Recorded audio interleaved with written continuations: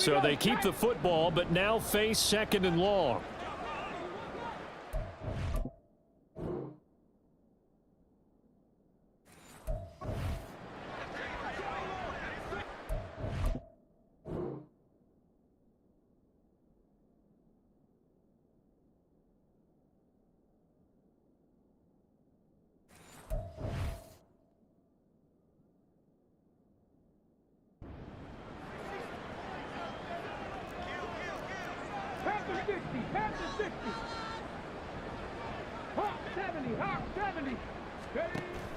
Back to throw. He's got Watson. It's caught. Touchdown, Packers. A great effort there. His 11th touchdown on the year. And the Packers are able to widen their advantage. Well, partner, I mean, if anybody was still questioning whether or not he had an NFL caliber arm, I think you can toss that right out the window. That was a heck of a throw right there. I would agree totally. Question it no more. This rookie, big-time throw right there. Great poise, stepped up, trusted he could lay it in there perfectly, and he knew that his guy was going to make the catch on the other end. Nice collaboration.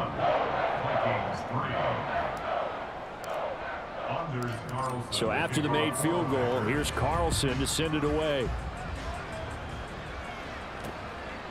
And it'll come out to the 25 as he will not attempt to return. Kareem Hunt and the rest of the offense making their way back out there. And he's closing in on that number that all running backs circled beginning of the year, the number 1,000.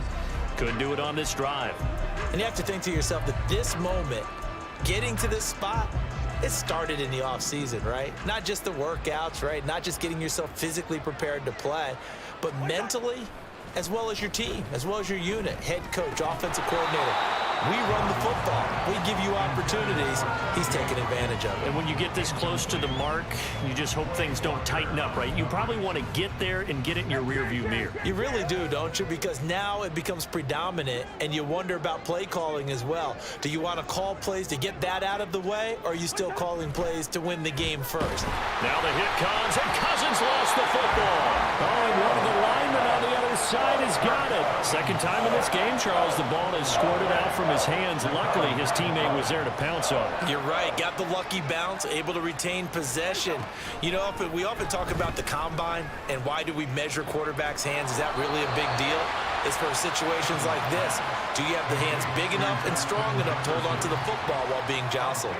And here's Ryan Wright now as he's on for the 5th time here today.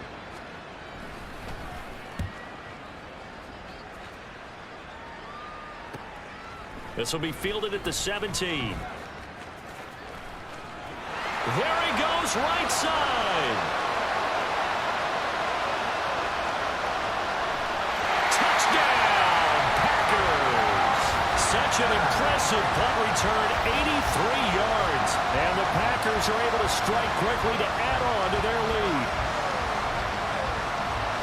Hey, rookie, that's the way to make an impression. Return one for a touchdown. Yeah, welcome to the party. We saw him fielding those punts before the game, and he just had a little bit of a look in his eye, didn't he? He did. He was a confident young man, and now we know why.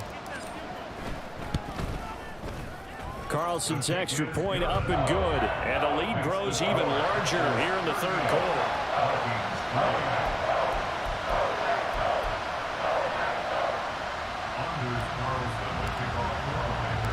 So after surrendering the punt return for a score, let's see what they can do in turn on this kickoff. And he'll elect not to return this one, so they'll bring it out to the 25 on the touchback. Minnesota now ready for their next possession. Well, we're still in the 3rd quarter, so there's some time to kind of clean this up and make it look more respectable. Now, a win, that's probably gone out the window, Charles, but I don't know. Do you look at this as a time to just improve and maybe start to look towards the future? I think you have to find something to play for, something to grasp onto until the clock runs out. But, Brandon, we've been around this game a long time. This is an outlier. You don't get many blowouts like this no matter how the game looks on paper going in. This one has turned out to be everyone's worst nightmare realized. And those two just haven't been in sync thus far. They've done a nice job against him, but still, with his talent, you would expect him to have more completions to him in this game. Work in the middle of the field, and he's got a man complete. And he will have a Vikings first down as they're able to get the third down conversion.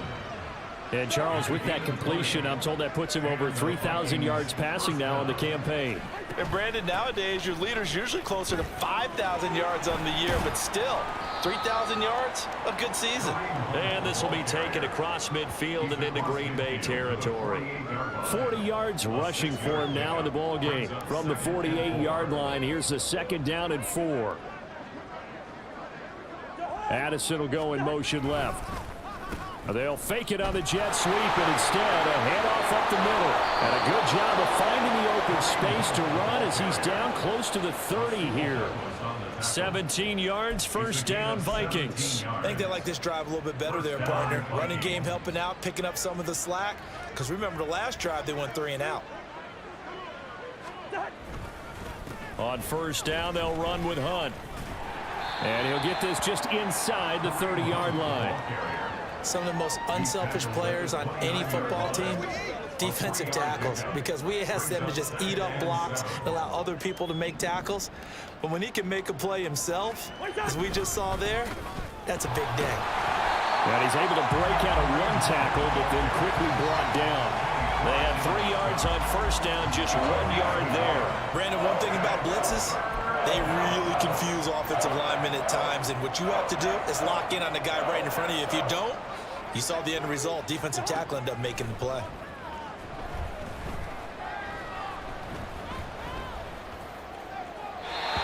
Now throwing on third down there, but he cannot connect. Green Bay up to the task there in coverage and forcing a fourth down. So another incompletion there. He's hitting on fewer than half his pass attempts in this one, and that is not a winning formula. Yeah, so let's make sure we give a little bit of credit to the defense here. They've given him a lot to think about, a lot of different looks, and he seems a little bit confused trying to complete passes. Ford's kick is good, and they'll get back 3, but this remains a large deficit. I'm kind of surprised by that they kicked the field goal. I guess you get some points, but this deficit third quarter, I don't know.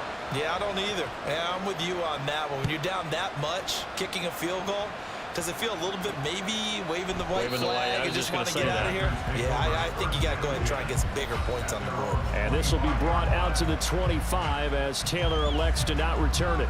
Christian Watson and the rest of this offense back out now. Good day for him so far here in the third quarter. He's hit pay dirt once, over 100 yards, but hey, it's the third quarter. He's thinking, I want more, right?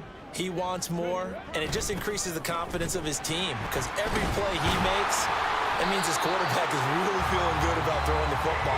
Probably feels like he can't throw an incomplete pass when he throws it to him right now. Yeah, he's looked really, really sharp. Line of scrimmage, the 37 on 1st and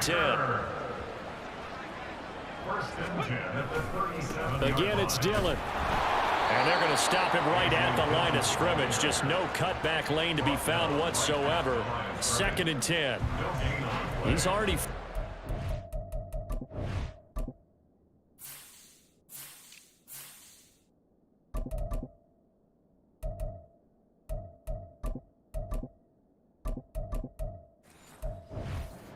game, and I thought the ball started to jostle there a little bit, but they got to him quickly at the line of scrimmage. They sure did, and remember, if you're not a very confident runner and you've already dropped it once, if there's traffic around you, the only thing you think about is protecting the football, not gaining yards. And he'll be taken down after a minimal pickup, and that will take us to the end of quarter number 3. We're off to the fourth quarter here in week 15. Back now at Lambeau. And this is a blowout so far as we get set for the fourth quarter. A very one-sided affair. On play action, they'll throw. Pressure coming from the Vikings, and they get there and bring him down. Danielle Hunter picks up his 2nd sack of the afternoon. On now is the Packers punter as he'll kick it away for the 2nd time.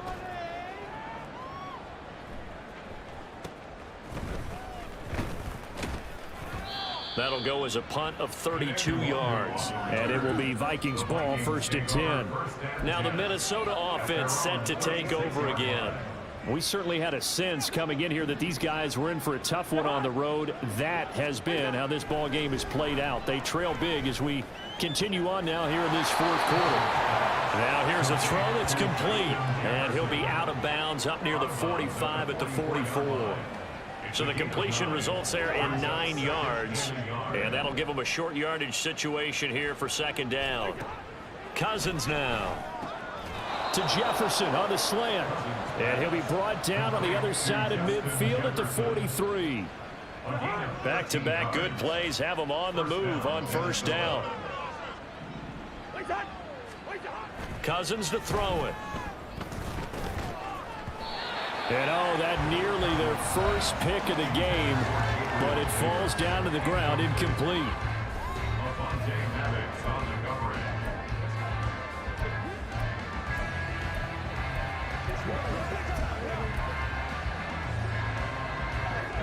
So 2nd down, still 10 yards to go, ball on the 43.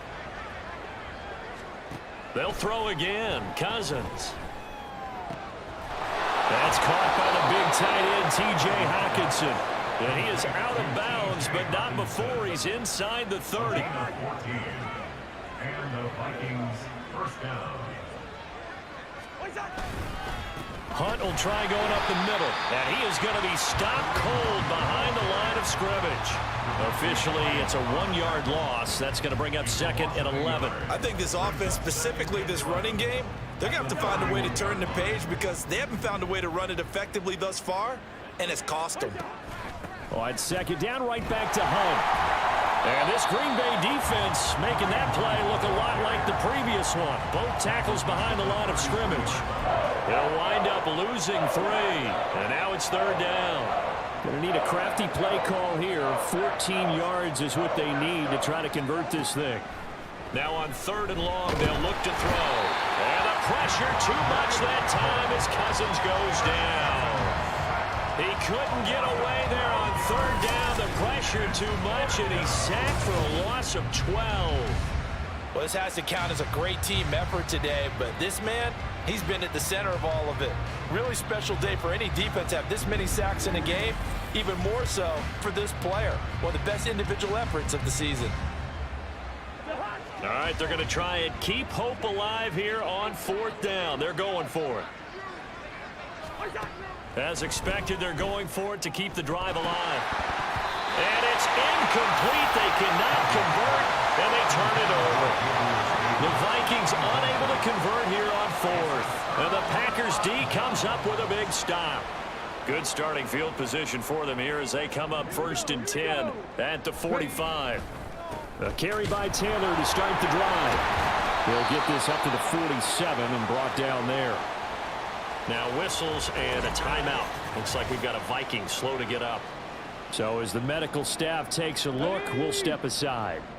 This is 2nd and 8. They run once more with Taylor. And he'll go down inside the 45 before going out of bounds. 9 yards to pick up there, and it's a 1st down. Hate to be blunt, but it is just continuing to prove to be the case that this O-line is manhandling this D-line right now. They deserve to roll up their sleeves and show up their biceps because they're doing exactly what you just described, manhandling the defensive front. They've got the leverage, they are powering through, and they're controlling this game. And he's taken down inside the 30. 49 yards rushing for him now on just 6 carries to this point. For a lot of guys playing this game, there's no better feeling than running right through a tackle. He's able to lower his center of gravity and turn his legs for a really nice pickup.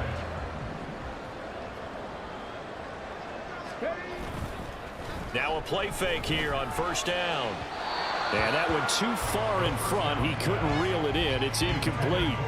The CD, they're up big, but they're still passing it. I mean, this is an offense that's had a lot of success in this game, and it seems like they're just having fun out there. And it does feel like there's been a shift out there, doesn't it, partner? Listen, if you're up, you can continue to do what you want to do. It's up to the other team to make you change how you do things. They'll continue to throw it around until stopped. He'll get only 3 there, so it leaves him with a 3rd and 7 ahead. So 7 yards from the first down here as they come up to the line of scrimmage. On 3rd down, he'll drop to throw. That is caught. Touchdown! Christian Watson. His 2nd touchdown of the afternoon. And the Packers look like they're about to put an end to their 2-game losing streak as they add on to their lead. He has really settled in throwing the football, and that touchdown here in the 4th quarter gives him a pretty comfortable cushion. He may be a rookie, but he's playing like 4th quarter, and the QBing is easy. How about this guy? Youngster, not worried about anything, just cutting it loose and having fun. Carlson's extra point up and good. And this one was over a while ago as they just add on to that big lead. Carlson back out there now to send this one away. And they'll put up the stop sign there as his guys will get it at the 25. Minnesota's offense takes over possession. Well, it's been a struggle so far for this offense, Charles. It's not only that they haven't been able to put the points up, but really stringing yards together has been a real issue for them in this one. I'm so glad you brought up the yardage because I was thinking to myself, we've seen a lot of NFL games and we've seen our share of lopsided contests, but in almost all of them, both offenses put up at least 200 yards in a game, but not in this one. This has been a display of offense that, frankly, I think the two of us have watched from behind our hands, trying to spread our fingers wide enough to actually see the result. Only 3 there on the screen at 2nd down. At the 39-yard line.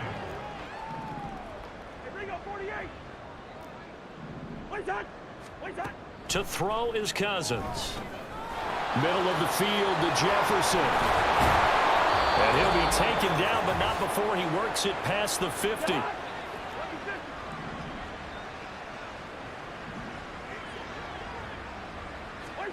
To the air again, it's Cousins. Right side, it's the tight end, Hockenson.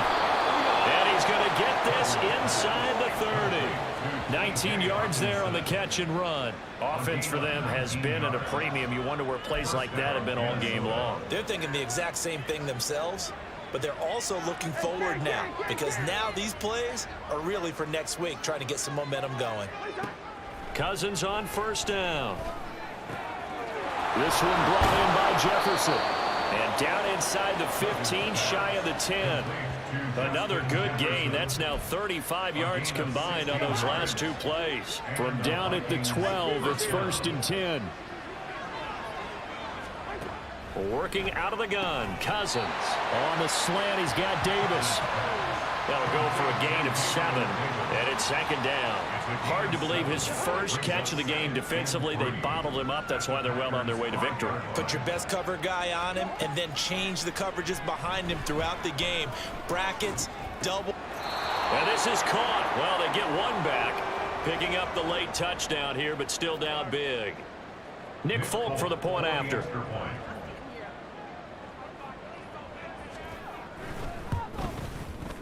And they make the score a little bit more respectable here in our final quarter of play. So this drive spans 7 plays. And it was all capped off by Justin Jefferson's touchdown reception. The kickoff unit is out on the field, and they will send this one away. Taylor now will return it. Fielded just outside the goal line. And they will wrangle him down a couple yards shy of the 30. Green Bay's offense ready to go again. They're in control here as they start 1st and 10 and appearing to have righted the ship following that 2-game losing streak.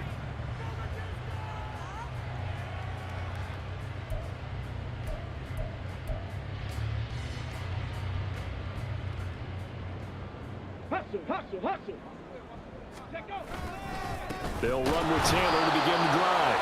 And nothing doing. He's immediately taken down at the line of scrimmage. Chad Muma brings him down on that one defensively.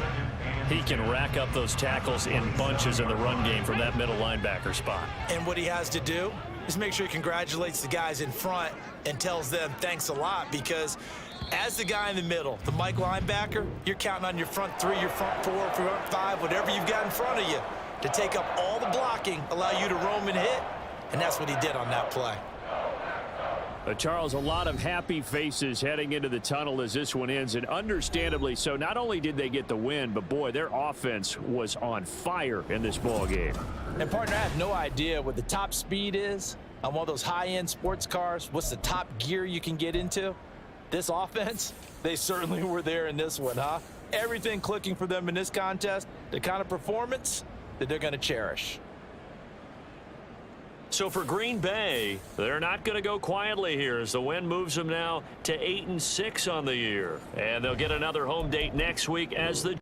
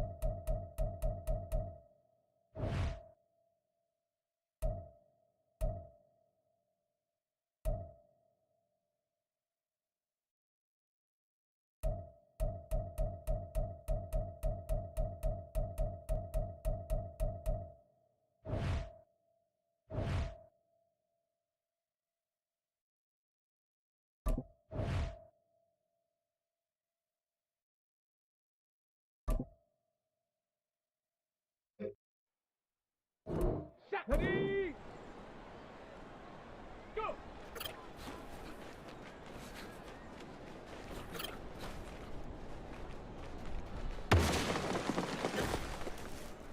Here we go, set! Ready?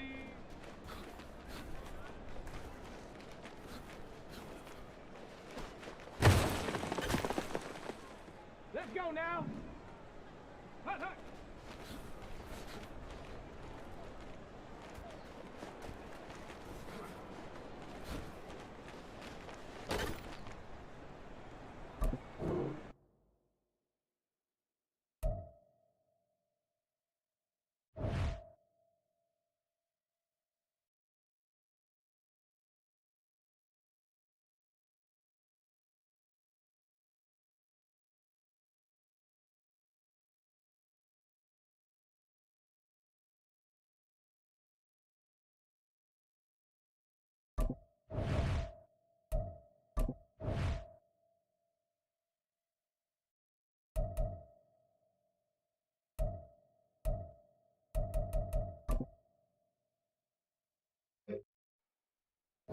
Come on, set it up!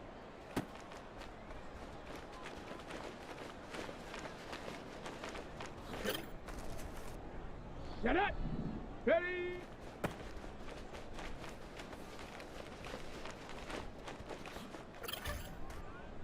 On the set! Ready, ready?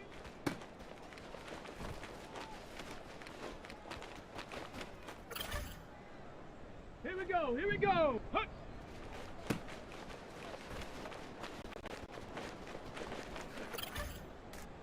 On the ready. Check go.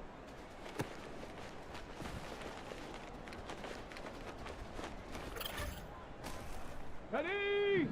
Go.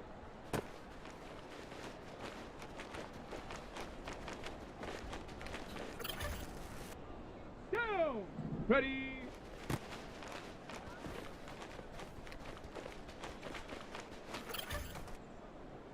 Set. Hut, hut.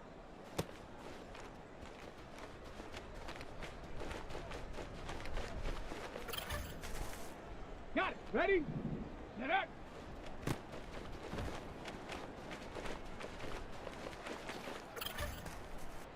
Ready, ready, ready.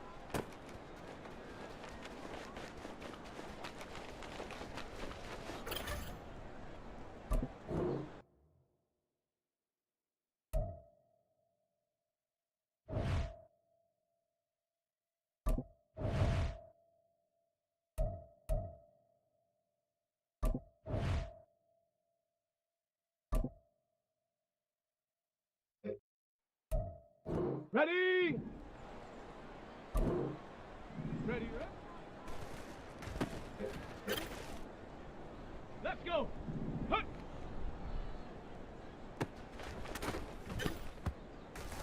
Set! Set, go!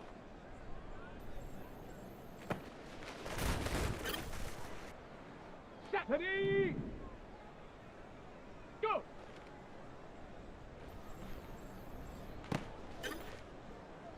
Here we go, set! Ready?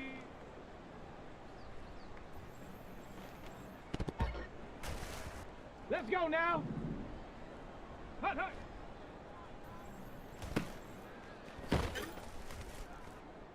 Come on, set! Get up!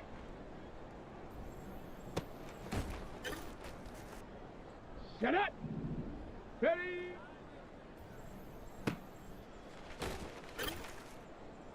Here we go, here we go! Ready, ready? Ready? Hut!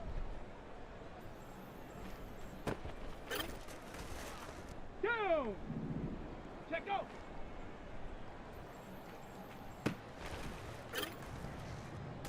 Set! Go!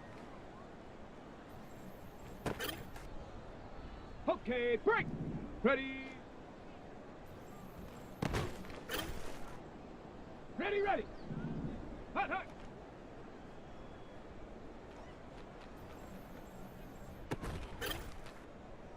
On the double! Get out!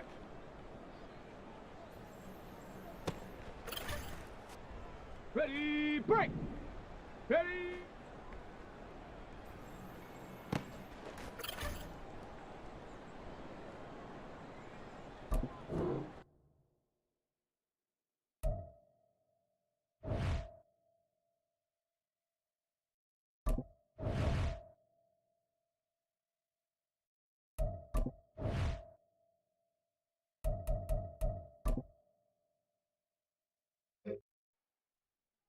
Ready, ready.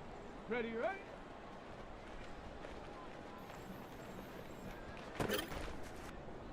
Let's go.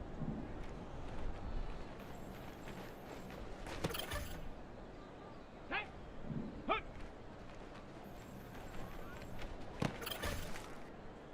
Set. Ready. Set, go. Here we go. Set.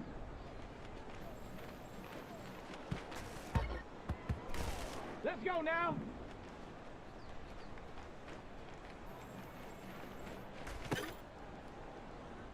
Come on, set.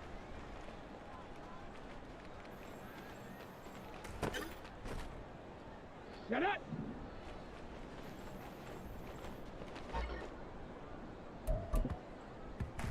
Here we go, here we go. Go.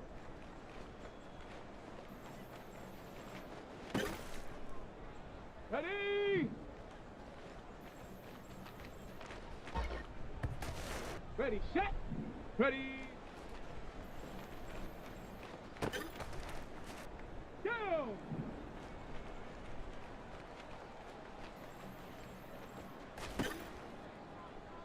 Set.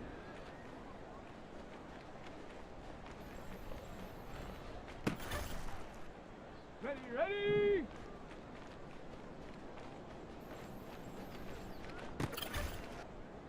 Let's go.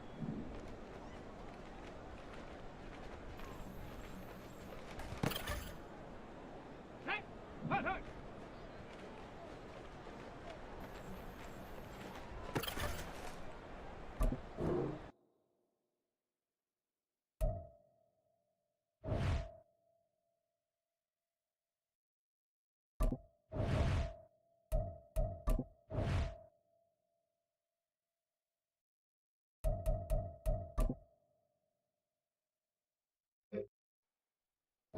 Set. Ready. Set up.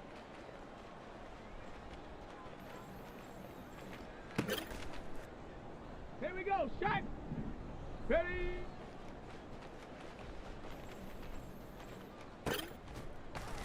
Let's go now. Ready, ready.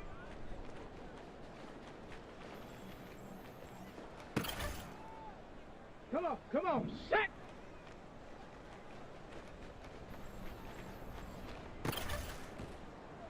Set up. Hunt.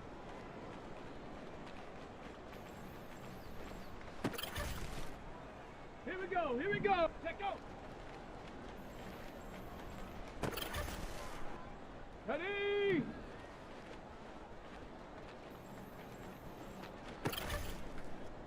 Go.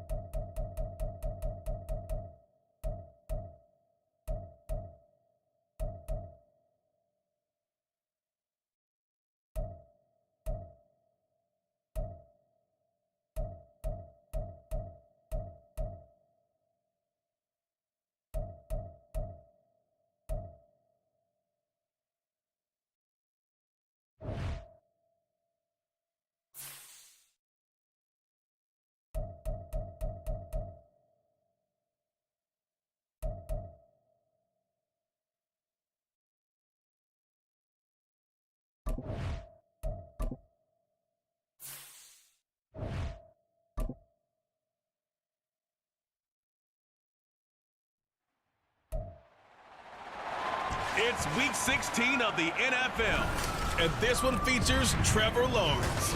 He's been sensational as he leads the league in touchdown passes. It's the Jaguars and the Packers, and it comes your way next.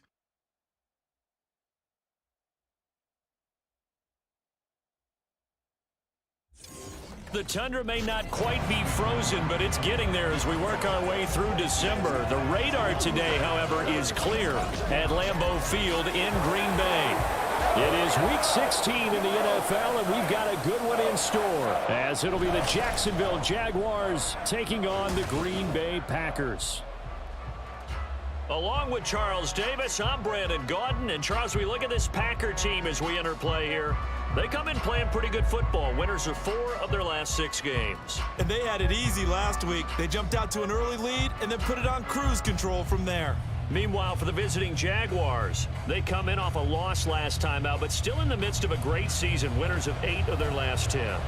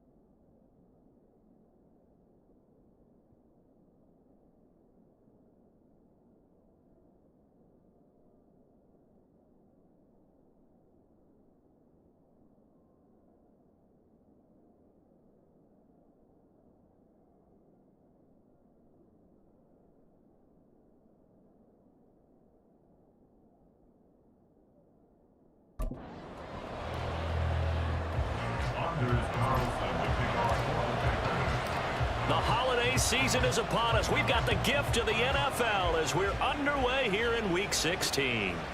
And here comes a return from just beyond the goal line. And no chance to get away as they'll get him down at about the 17-yard line. So here's the first drive now for the Jags. They're led by the #1 overall pick in the 2021 draft, Trevor Lawrence. And he just continues to throw touchdown pass after touchdown pass, leading the league here down the final stretch of the year. Guys will say that the numbers and the rankings, they don't matter to him very much. But I don't know how much I actually believe that. Sure, he's team first, but I think everyone would like to see him finish #1, including himself. They'll start on the ground, ETN. And he goes across the 20 to the 22. The numbers on the ground for ETN last week. 13 carries, 102 yards, and a touchdown. And the way they ran the ball last week has to bring a smile to the faces of the entire coaching staff, because not only are they seeing a back pile up yardage, they're seeing an offensive line in sync, and that bodes well this late in the season. A second down pass play there, but it's incomplete. Well, they've got man coverage on the outside, and my scouting report on these DBs tells me that they love to take matters in their own hands. They want man coverage, not zone. And there was good coverage there that forced the incompletion. Third play here, this opening drive, as they're up against a 3rd and 5. Here's Lawrence to throw. And that is incomplete. Oh, he had a defender right there with him to force that to the ground. And 4th down now coming up. Brandon, we saw these defenders flying to the football in their win last week, and nothing has changed. They're still moving around quickly and forcing incompletions. So on 4th down, here's Logan Cook to punt for Jacksonville. He punted 4 times in the loss last week as he gets this one away here. And taken right on the 30. And he'll be out of bounds, but able to get it up past the 45. So now it's the Packers' turn to go on offense for the first time. And they will be led out by the youngster, the rookie, their QB. When I was watching film this week, I had to write a note to myself. 3 touchdown passes in an NFL game deserves respect, not ho-hum just because they throw it around all the time, and he got his respect. NFC Offensive Player of the Week. Yeah, it's the ultimate vote of confidence from a week ago. Hey, look, he was great, not his best game ever, but obviously was very good to garner that award. All the talk this week, though, was about let's take that forward now. Rolling to his right. And this intercepted on the first play of the game. Picked off by Tyson Campbell. And the Jags will take over possession here up at the 44. A feather in the cap for the defender, picking off one of the league's better quarterbacks so far this season. And add another feather in the cap for the coaches, too. Excellent game plan, and they had their guys aware of his ability to roll out and how to defend against it. Give him a gain of 5 on the completion, and it's 2nd down.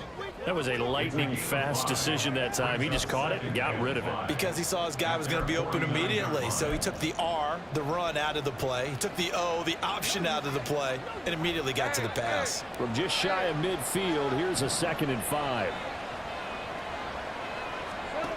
Looking to throw, Lawrence. Throwing quickly there, but it's incomplete. Luke Farrell was the intended target, and it's 3rd and 5. You look at this Packers defense. Against the pass, they're hoping to trend in the opposite direction because right now they're ranked number 26 in the NFL. And those are the kind of plays that this unit needs to make because they know that going against a team of this magnitude and the way that they're playing, they cannot afford to let them get on a roll and chip away at their time. And now the 3rd down throw incomplete as well. So it doesn't look like they're going to be able to build off the turnover. Well, the defense certainly did its part to get them the football. But you're exactly right. It looks like they have to punt this one away. And it's not a turnover, but doesn't it feel like one after grabbing the momentum with the defensive play? Yeah, and they had all that momentum after getting the football, and now zapped right back in the other direction. The field position game, such an overlooked facet, Charles, of an NFL game, but this offense, they're going to be pinned back. What an ideal punt. An ideal punt, and it leads to that term complementary football, because them doing that puts their defense in a great spot, doesn't it? Gives them a chance. If they want to be aggressive, try and maybe get a safety out of this whole thing, it puts them in that position. A good start to the drive. Here's that's caught out on the left side. And he's able to get this one all the way past the 30. 23 yards on the play.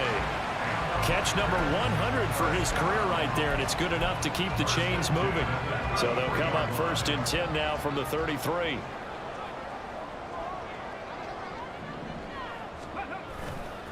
Here's a play fake as they set up to throw. Pass caught. It's Romeo Doubs.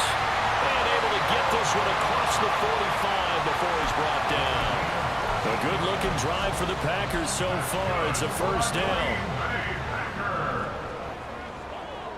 1st and 10 at the 47-yard line. Back to throw here. He'll check this down, complete to Dillon.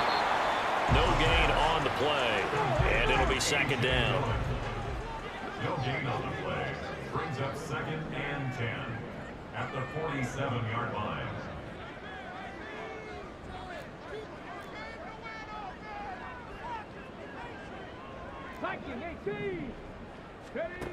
Back to throw again.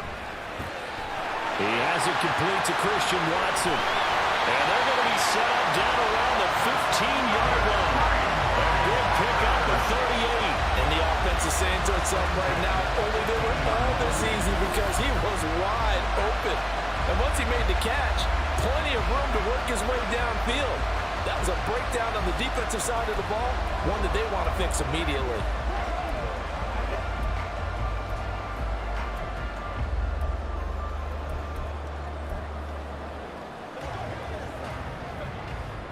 So after the big play, look at this, all the way down at the 15 now on 1st and 10. First carry now for A.J. Dillon.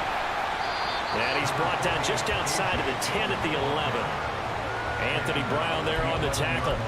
Well, they didn't get a whole lot out of that one, but I think you got to continue to try and run it, try and keep the defense honest. You mean or else he'll just sit back, dare you to throw it on every down? Yeah, you get your quarterback hit a lot that way, too.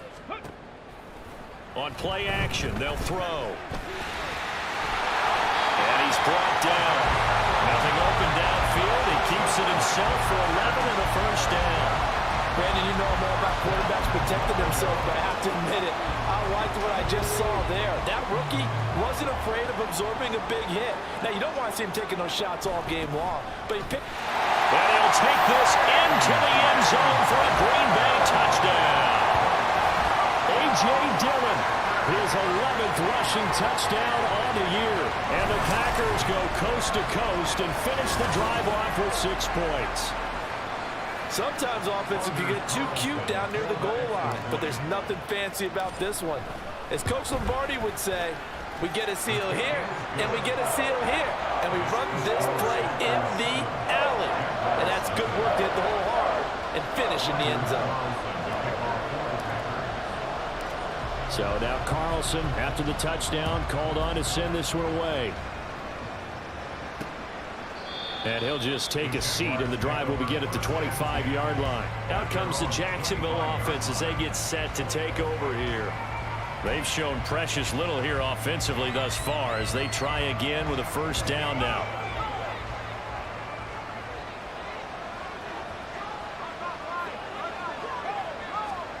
Now Lawrence. Tried for Kirk, and he's got him on the crossing route. And he's going to be taken down. Plus, there's a penalty flag in the backfield. They may get 15 more on top of this. So, roughing the passer penalty, never one that you like to see. Not at all, and especially when you're in that final push of the season. You can't afford to get your quarterback hurt before the playoffs roll around. And we know they'll be here before you know it.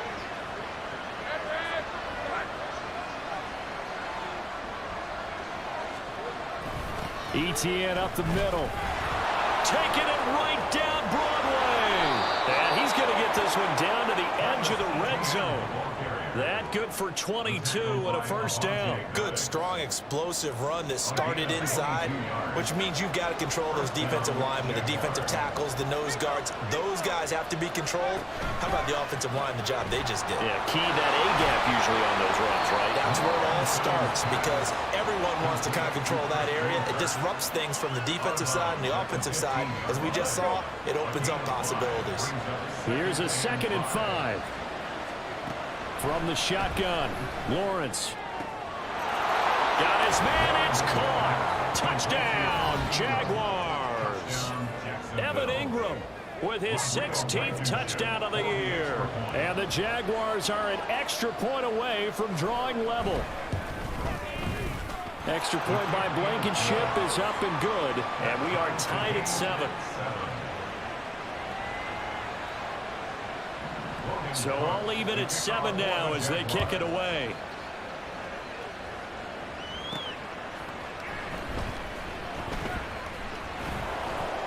And good coverage there on special teams as they'll get him down shy of the 20. The Packer offense now ready to get back onto the field. A long drive last time out for this offense, Charles. If you remember, they started basically in the shadows of their own end zone, marched it down the field, and a lot of that was through the passing game. And partner, as a former defensive back, I'm having almost a physical reaction watching what's happening right now. But let's give credit where it's due because they've done an excellent job moving the ball through the air. Secondary getting picked apart pass by pass. Obviously, they need to make some adjustments there on the back end. And because offensively, we know that they're not going to be shy about throwing that football. 2nd and 5. his throw's going to be incomplete. You look at this Jaguar defense. It's quite a...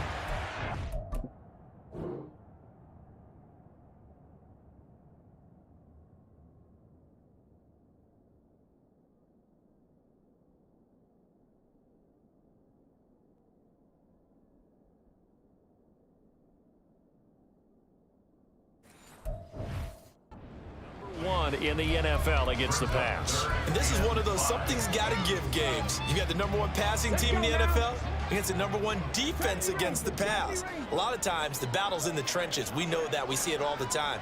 But this one, this game's going to be won on the outside. He'll look to throw. Oh, into a sea of defenders and intercepted. Picked up by Foyesade Amuakin.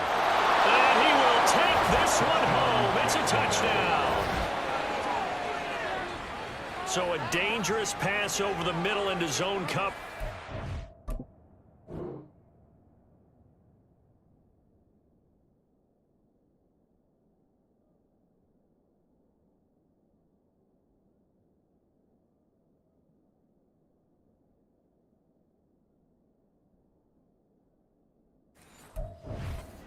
And it bit him hard. And what's really difficult when you throw it in that direction and versus that zone, that means the linebackers have gotten to their spot, gotten their heads back around, and they can see the quarterback and everything in front of them. And they took big advantage of it, went the other direction, excellent blocking, and picked up a touchdown. So they throw the pick six. They'll get another shot at it now as this one's in the air. On the return, it's Taylor. Fielded just outside the goal line. Oh, a good-looking return set up here. And a good effort on the return there. Gets him across the 30, up to the 33.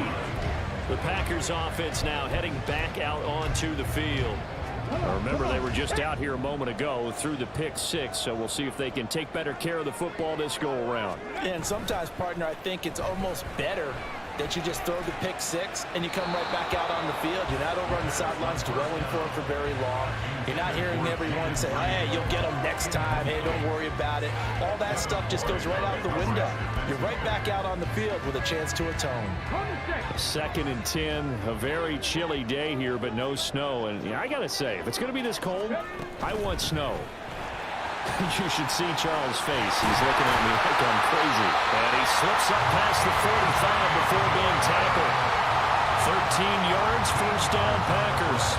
Usually we see runs like this as the defense breaks down later in the game, but this guy's setting the tone early, running through all types of tackles and put the defense back on its heels.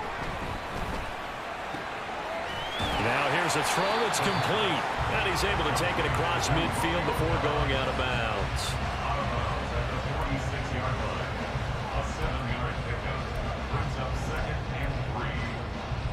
From the 46, here's 2nd down and 3.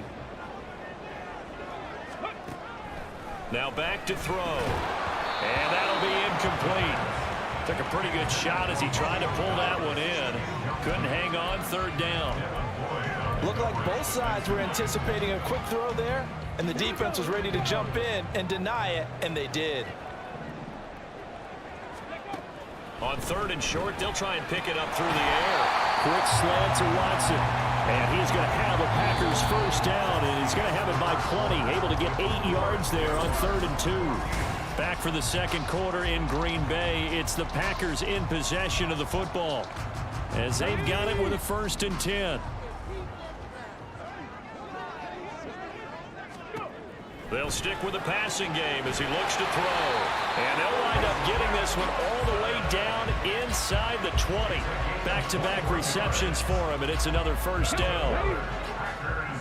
First down. 1st and 10 at the 17-yard line. Again, he'll drop to throw. And this is incomplete. That certainly appeared to be a play call where they were just trying to make 2nd down, 2nd and short. I think they thought the coverage was off a little bit more than it was. Nice job there pressing up on it and forcing the incompletion.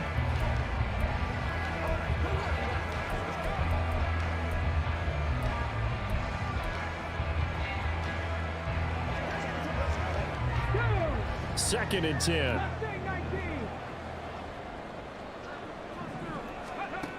They'll look to throw again.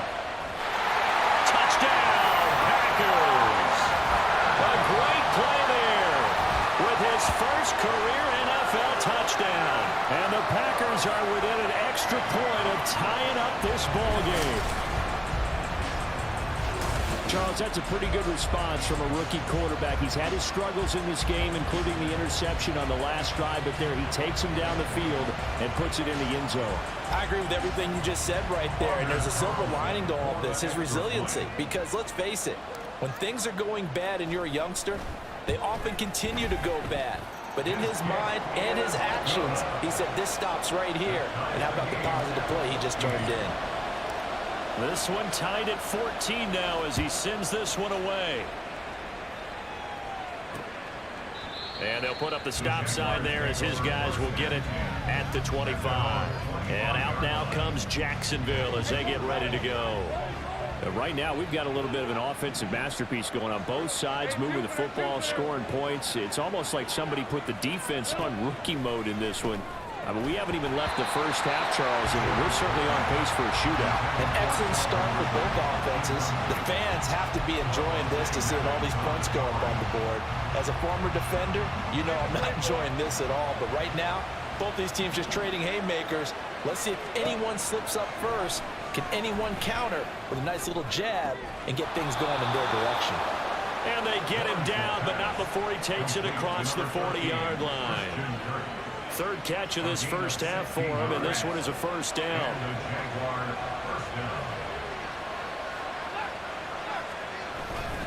A give to Etienne running right. And he'll be taken down at about the 45. I feel like I could see what he was thinking on that carry. Wanted to follow that big tackle through the hole. Ended up only getting 4 yards on the carry. I think he had designs on that one being bigger. Out of the gun, it's Lawrence. Open man is Kirk, complete. And this is going to result in another first down as the tackle's made at the Packers' 43. Give them 11 yards that time and a new set of downs. So into Packer territory now. Here's 1st and 10 at the 43. On the counter, Etienne. There he goes, left side. And he'll go out of bounds inside the 15-yard line.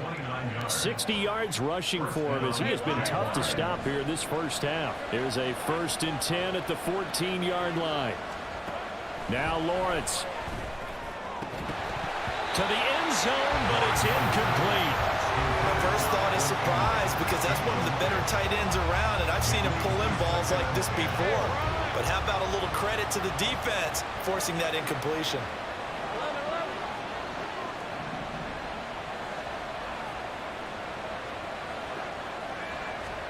Second and 10. Here's Lawrence again.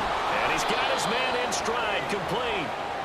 That'll leave him with a 3rd and 2 coming up. They got 8 yards there. They really love to get him into one-on-one opportunities, and this is one way. Work him out of the slot and create a mismatch. Who's going to cover him? Corner, safety, linebacker? He's got a way to beat all of those positions. This will be caught at about the 5. And he'll be taken down, but he does have first down yardage. First and goal, Jacksonville.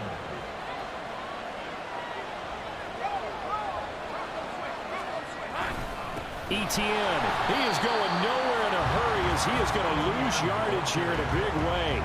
Call it a full 3 yards in the wrong direction there. Brings up 2nd down. Well, I know defensive coordinator is going to be pretty excited about what he just saw there. Great knockback by their front. And now with the ball where it is, I would expect to see the offense throw the ball on 2nd and 3rd down here. They'll wind up with positive yardage. It's a gain of 3, but now it's 3rd down.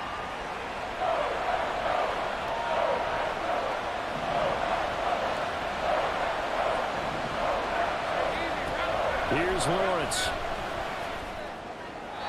Throwing left sideline there, but it's incomplete. Green Bay up to the task there in coverage and forcing a 4th down.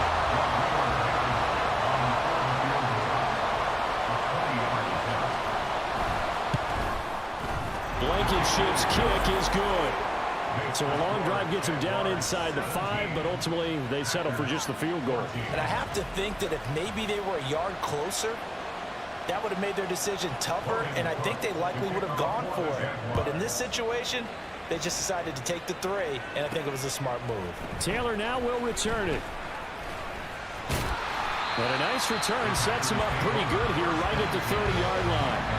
Now trotting out there, the Packers getting ready to go. And they'll just simply be looking to build off the confidence of the last time out where they scored a touchdown. And confidence is powerful, isn't it? When you've scored once, you feel like you can go back out there and get it done again. Doesn't matter what the defense throws at them. They feel like they're in a groove right now, and they want to get out there and show it. Yeah, hoping to stay in that groove here this go-around. So many times when we talk about coverage, we're just about a defender running with a receiver, but a big part of it is understanding where the football is, finding it. In this case, when it arrived, it wasn't a surprise, and he was able to bat it away. He's going to launch this deep for Watson. And that will be incomplete. Trying to dial up the long one way out there, but it'll be 3rd down. Well, they approached this drive with a lot of confidence after the last one ended up as a touchdown. But incompletions on their first 2 throws has them huddling up and trying to figure out a big play here on 3rd down to get their momentum going again. And the throw there going to be incomplete. On now is the Packers punter, as he'll come on to kick this one away. They only punted twice in the win last week as he gets this one away. And a fair catch called for and made just inside the 35-yard line. It's just a 32-yard punt with no return. And the Jaguars go on offense, 1st down and 10.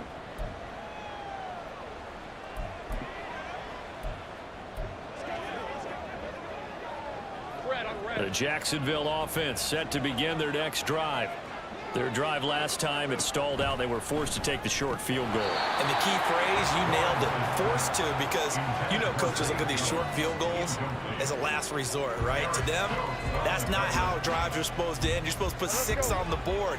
That's a consolation prize, like going to the county fair. You don't get the big stuffed animal on that one, do you? No, you don't go top shelf. That's bottom shelf material. That'll leave them with a 3rd and 2 coming up. They got 8 yards there. He decided to run a hitch route. It really helps to have a guy who can turn it loose. And boy, he rifled one in there on that one. Not much run after catch, but it worked really well. The Jaguars on 3rd down. They've only converted once in 4 tries. This time they face a 3rd and 2. Lawrence will throw. Able to find the open man. That's complete. And he is going to have a Jags 1st down as they're able to get the 3rd down conversion. 2nd catch for him today, and it'll wind up a 1st down.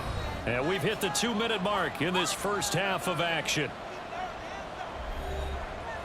A reminder that coming up in 2 minutes' time, we'll check in with Jonathan Coachman from Orlando. He'll have highlights and analysis of this first half of play. Throwing again here, it's Lawrence. On the throw, led him too much that time. It's incomplete.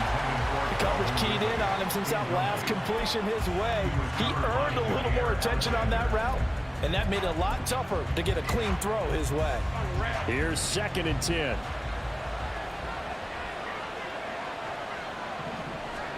Now Lawrence to throw. That's into a crowd and intercepted. And they take over. They'll set up shop at the 46-yard line. So the interception there, and Charles, I'd imagine that's something you can maybe live with in December, but not come January. And I love how you make the distinction there. You're talking about regular season versus the postseason, the playoffs. Because these guys, they've already clinched a playoff spot, but they know, looking ahead, when they get into the postseason, they've got to take better care of the football, because turnovers in that situation, they really become magnified. And this winds up a gain of 4 to the 41. 4 yards on the pickup. 2nd and 6. At the 41-yard line. Careful, check. Let's go. The play action fake. They'll look to throw. Oh, the ball comes out on the hit, but they'll say it's incomplete. To this point, I've been impressed with the work defensively. They have not allowed a lot of receivers to run free. And there's another example, another incompletion. And now on 3rd down, they'll need to get it to the 36 to pick up the first. Off the play fake, he'll look to throw. That is caught. And all the way inside the 15 before they drop it. That gain on third down, good for 28. Another good throw there in what has been a strong rookie season to this point, Charles, as he now has surpassed the 3,000-yard mark with that last completion. And just think, he's been forced to learn on the job here in his first year. Normally, veterans talk about, hey, I've got the answers to the test before the game even begins. But this guy's taking the test with every throw, with every game. And so far, he's passing with flying colors. 9-yard line, 2nd and 6. Ready. They run once more with Dillon. Chalk that up as a 4-yard loss, and now it's 3rd down. Well, anytime down here in the red zone that you can get a running back going lateral to the line of scrimmage, that's a plus for the defense. We all hear about the offensive guys saying, get north and south, get upfield.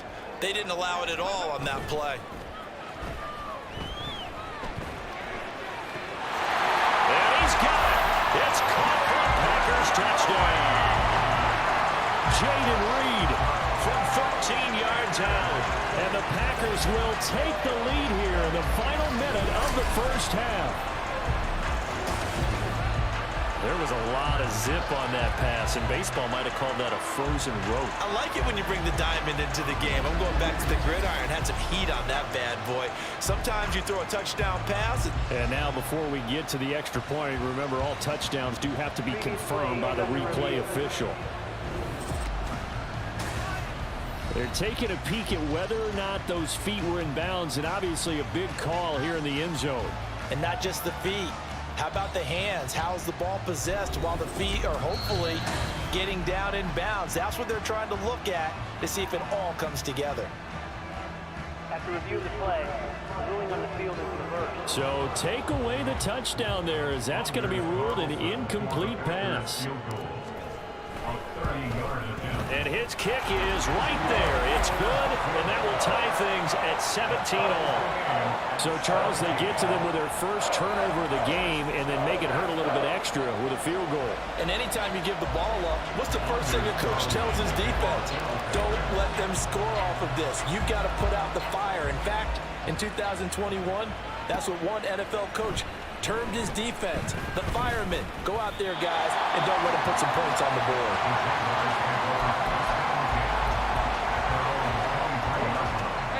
Jaguars come to the line to start their next drive. And with time quickly fading here in the second quarter, not sure how aggressively, offensively they want to play this. I think we'll find out just how much they trust their guys in this situation if they decide to take a shot. Yikes, a 4-yard loss really sets them back now for 2nd down.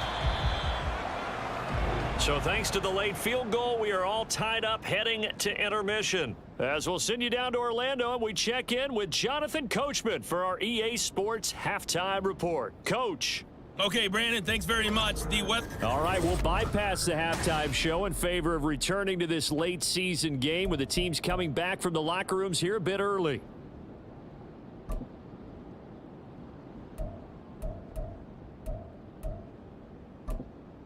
Welcome back. Charles and I settled into the booth, ready for quarter number 3. Nothing separating these two teams on the scoreboard as the kick's away here.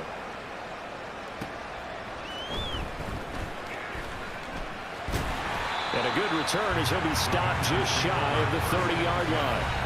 Packers all set to go again. That means we'll see Christian Watson. And the previous drive put him up over 1,000 yards for the season. So now it's what you like to refer to, my friend, as gravy time, right? It is. I mean, he's done it, right? He's accomplished the goal.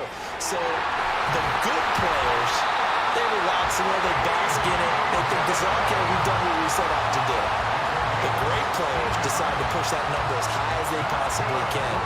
I don't expect him to have any let-up in his game the rest of the way. Great thing if you're on the opposite side. He's such a weapon. He just opens things up for the other guys around him. Yeah, if you're the opposite.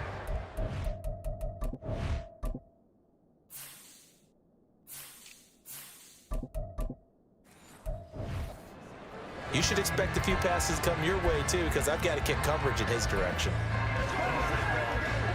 A big play to start him out. Has him at the 45 already. Here's a play fake as they set up to throw. This is caught. It's Christian Watson. And They'll get this well past midfield before being stopped just before the 35. 5 catches for him in that first half, and that's number 6 that we just saw, and also a first down.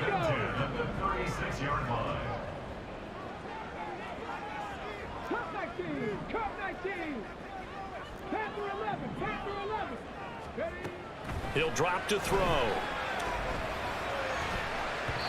And he bats it away, and it falls down incomplete. Offense was moving it a little bit, had them back on their heels, but they earned a brief pause by forcing the incompletion. That gives them a quick chance to regroup and try and mount a stand before they're backed up even further.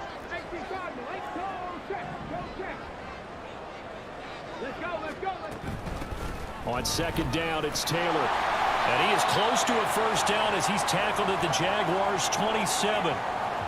Now it looks like we'll get a timeout, and we will. We've got an injured Packer on the field. But not what you want to see this late in the season. Medical staff is going to check on him, and we'll step aside for a moment. 3rd down and 1. They'll try and run for the first with Dillon. And he'll be brought down at the 21, just shy of the 20 in the red zone. It'll be a gain of 6 that time as it moves the chains as well. Brandon, what were they thinking on defense there? They looked like they were playing for the pass. That was 3rd and short. Yeah, it was an easy pickup because they handed it to him. That was way too easy. Just looked like absolute confusion defensively. Not sure why they were in that set. Yeah, I'd say you try to have a few men in the box there.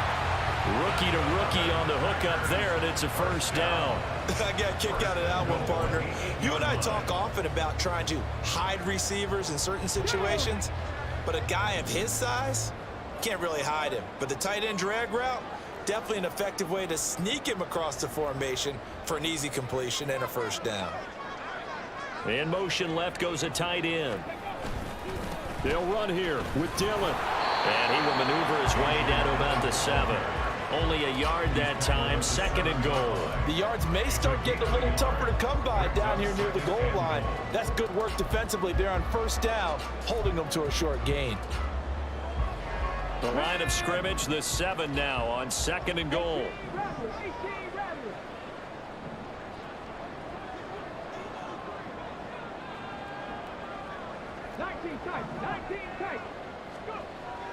They're going to look to throw. And the stop will come inside the 5 at the 4. He'll wind up with positive yardage. It's a gain of 3, but now it's 3rd down. Partner, just a second earlier, and they might have had him because they certainly thought they were going to close in and drop him behind the line of scrimmage, but he had just enough time to dodge the pressure, and he ends up getting yardage before being stopped. They'll look to throw on 3rd and goal. To the goal line, but it's incomplete. Jacksonville's pass defense holds serve. 4th down. And they'll bring out Anders Carlson now to try the field goal. This will be just a 21-yard attempt. And his kick is good. And with that, they take the lead here, 20-17. Well, they don't get a touchdown here in the opening drive of the 3rd quarter, but I think maybe you still say mission accomplished as they come away with the lead. No, absolutely. You keep the pressure on, right? You go downfield, get some points up on the board, and hope that you've motivated your defense to take the field and hold that lead. From a couple yards deep, he'll bring it out of the end zone. And only able to get this to the 19, so probably should have opted for the touchback. Here comes the Jags offense now. Time for their first possession of half number 2. And they find themselves down on the scoreboard following the field goal a moment ago. And I think even though they trail in the game now, I would consider that a win for their defense, and that's probably what they're telling the offense when they get to the bench. Hey, the onus is on you guys now. Get back out there and get us the lead back. And the slot man goes in motion left. Here's a fake on the jet sweep, and instead a give up the middle. And he'll go down at the 26, following a gain of 6. Well, I think after that run, the defense is getting back in the huddle and looking at each other and maybe starting to question their confidence a bit.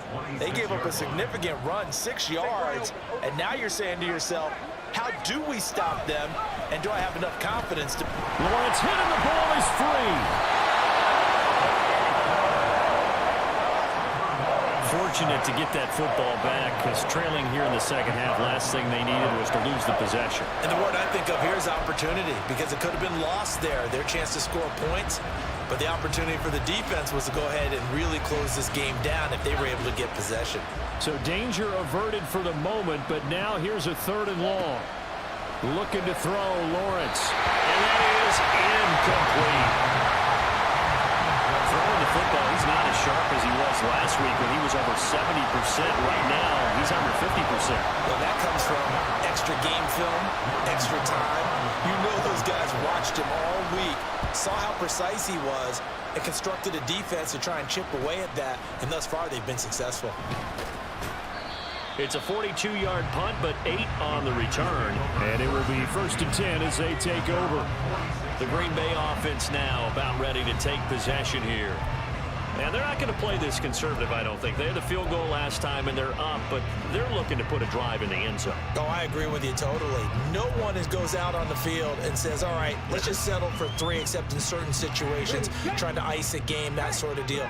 Most of the time, it's end zone, and that's what you're thinking, and I believe that's exactly what they're thinking as they begin this one. Yeah, no quarterback ever goes out there saying, hey, let's get fade. Not one that I've ever met. 54 yards rushing for him now to this point. Ball spotted at the 45. Here's 2nd down and a yard. They give to Taylor out of the gun. And just a short gain that time as they're able to get him down. And the big fella stuffed that one up in a big way. I think doubling him has to be a priority because you can't move up to the next level if you don't take care of him first.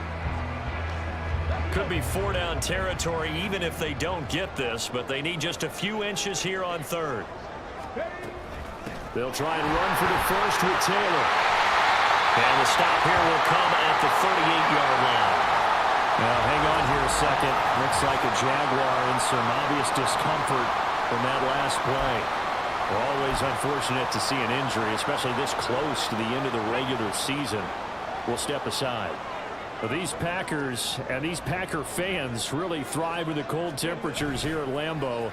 And their guys have the lead here with a 1st and 10. A throw there, but that's going to wind up incomplete. Well, you know me, whether you need it or not, I'm going to give a little unsolicited advice. Just throw it downfield out of the pocket only if you're absolutely sure. Otherwise, use your running ability and try and get those yards a safer way. A good action to this point in the 3rd quarter. Just a 3-point game. 2nd and 10. From the shotgun, he'll look to throw. And all the way inside the 15 before they drop it. The catch and run good for 24 yards. That crossing route is so effective when you hit it just right because you get a guy on the move, and then we see the end result there. It's a nightmare for the defense. They got a guy with a full head of steam. Not only does he catch it, but he picks up additional yardage after it.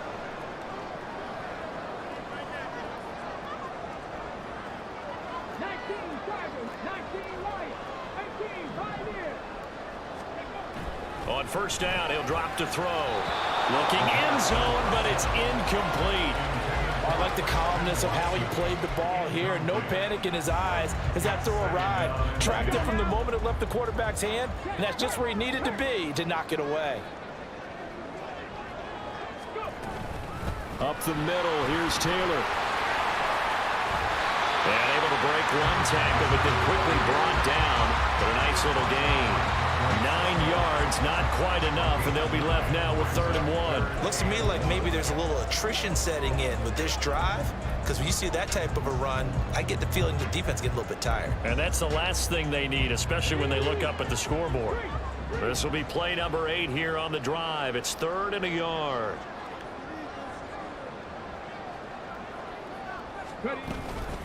Running up the middle, here's Dillon.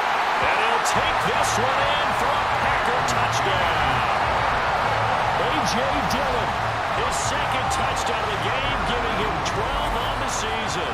And the Packers will add on to their lead here in the final minute of the 3rd. We see this a lot on 3rd and short yardage, especially down here in the red zone. They're going to sell out to stop the run, try and hold them to a field goal. But once the running back gets past the first wave, the resistance can evaporate after that. And he not only picks up the first, but he takes it all the way into the end zone. So after the made field goal, here's Carlson to send it away. And this will not be returned. It's a touchback, and they'll begin at the 25. Out comes the Jacksonville offense as they get set to take over here. And really, Charles, not much of a surprise that they're losing. They just haven't been able to get much of anything going in the pass game. And as you well know, in today's NFL, if the passing game isn't working, usually not much else is working either. You're exactly right about that, partner. And I know that right now the easy answer would be, hey, let's run the football. But that might not be everything you need. So despite the fact that they've struggled throwing it, Lawrence hit and the ball is free. Oh, and one of the linemen on the other side has got it. And his guys are going to get the football at the 23-yard line. And this is where you need the quarterback to morph into being a running back. The ball can't be away from his body. It can't be loose. It can't be held like he's going to throw it.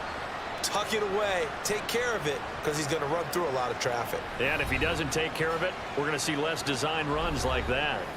And Green Bay getting ready to go as they take the field. This offense, thankful, I'm sure, to have the football back, but also, Charles, after a long drive of their own, they've got to be a little weary. Yeah, I would agree with that. And what you have to do to combat it, try and get fresh legs in where you can, especially the skill positions.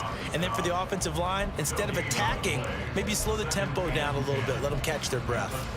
Well, for that being an option play, there really weren't too many options available for him, were there? no, there weren't. And at least he was able to get back to the line of scrimmage, so they didn't lose anything. But you're exactly right.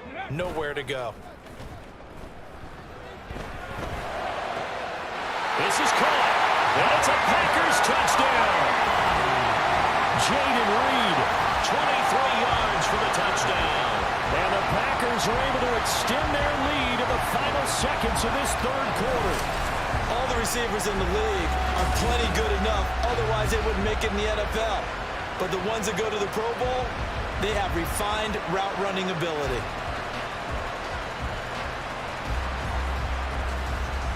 Now Carlson for the extra point.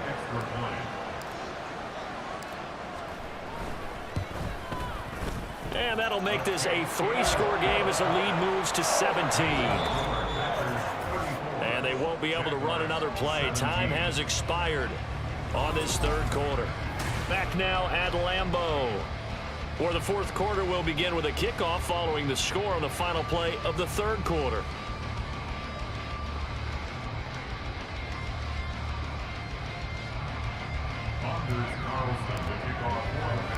Carlson back out there now to send this one away.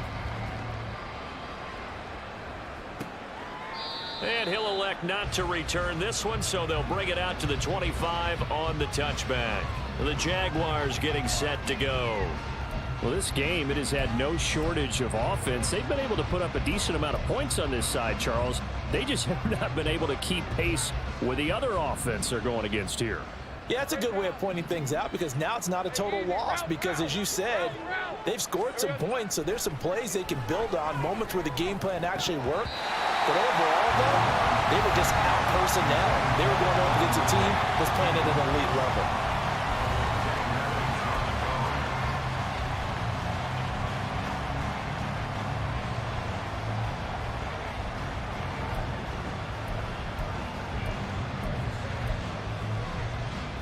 An incomplete pass leads to 2nd and 10 from the 25. Here's Lawrence to throw. And a flag comes in as that one falls incomplete. Well, let's see who this is on.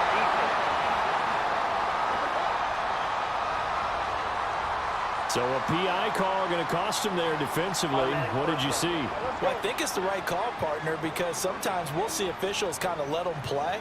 But by the letter of the law, that's definitely a penalty. Throwing now, Lawrence on first down. Screen play, here's Etienne. And he'll take this to the other side of midfield before going out of bounds.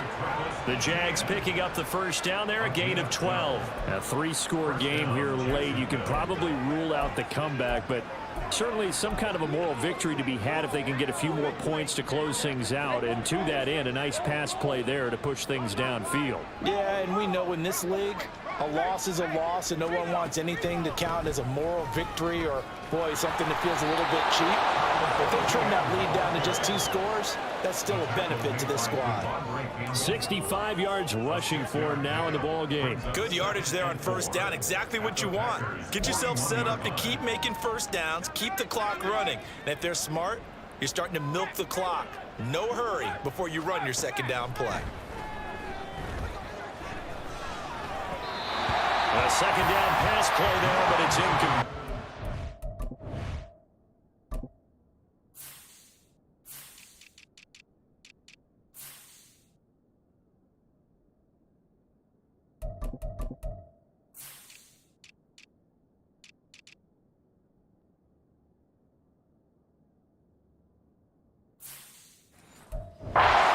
Point down big. You'd have to imagine this defense are just going to sit back, blanket the field as best they can. Yeah, this is actually the easy part of the game for them because, just as you noted, they can sit back, keep everything in front of them. But they've blanketed the field the entire game using a variety of coverages. He's got his target. That's complete. And he will have a Jaguars first down, although it doesn't appear to be by much. He needed 4, and he got 4 on third down. So signs of life in what's been a dormant offense in this second half. Here's 1st and 10. Play action. It's Lawrence. Gets this quickly to Ingram.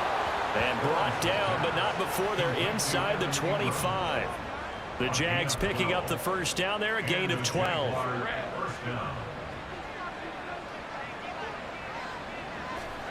Again, it's Lawrence. A quick throw there is incomplete. Well, they've been back on their heels a little bit here on this drive, but a chance to exhale just a little bit there with incompletion on first down. Now they have to gear up, try and get 2 more stops and escape this drive.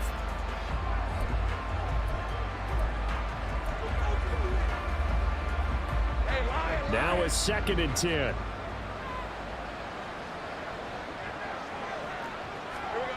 Now Lawrence. This is caught. It's Kirk. And out of bounds all the way down at the 3. The end result, 21 yards. Well, I can put my defensive cap on right now, and I know they're saying don't give up any big plays now. They've controlled this game throughout, and all they want to do is see it through to the end. I think they let their guard down a little bit with that last completion. Sometimes when you're trying not to give up bigger plays, you don't react as fast as you should on other throws. Kept it in his hands and tried to push it across the goal line himself, but the defensive front wouldn't allow him to do so, bringing up second down and a bit farther. And that is caught. Touchdown, Jacksonville. Evan Ingram, a beast in the red zone with his 2nd touchdown of the game. And the Jaguars have got it back to a 2-score game here in the 4th. Extra point by Blankenship is up and good. And the lead is trimmed down to 10. After the touchdown, Cook now to kick this one away.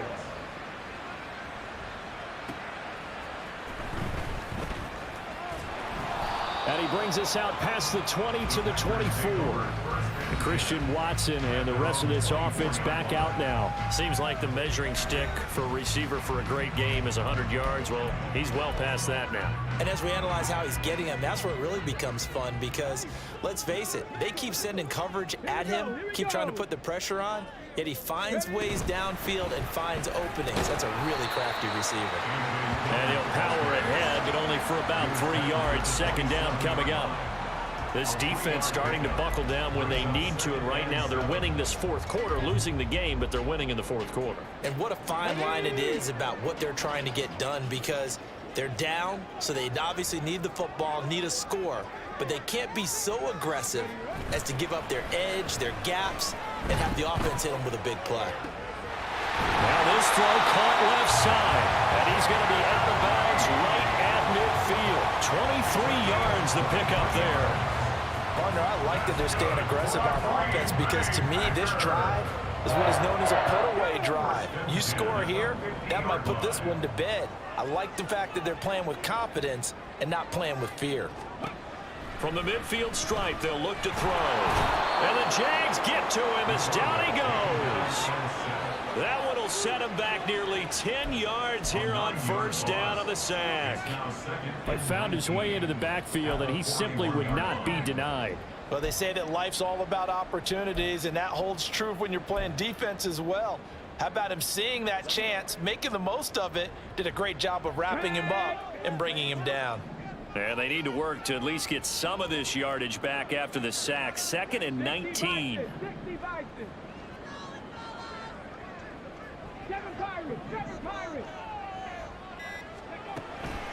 They'll set up a throw. He's going to launch this deep for Watson. And he's got it inside the 10. Touchdown. Christian Watson. 59 yards. And the Packers are looking to make it 2 straight as they add on to this fourth-quarter lead. Yet another touchdown in what has just been a high-scoring affair, a fun one to watch. And it's the rookie quarterback, Charles, coming through with yet another touchdown pass to pad the lead. Did we come into this game where defense was optional? Because it certainly feels that way, right? But when you look at the scoreboard, this rookie, he has his team moving a little bit quicker pace than his opponents. The entire offense is going to get plenty of praise, but I think these coaches have to be especially happy with what their quarterback has done.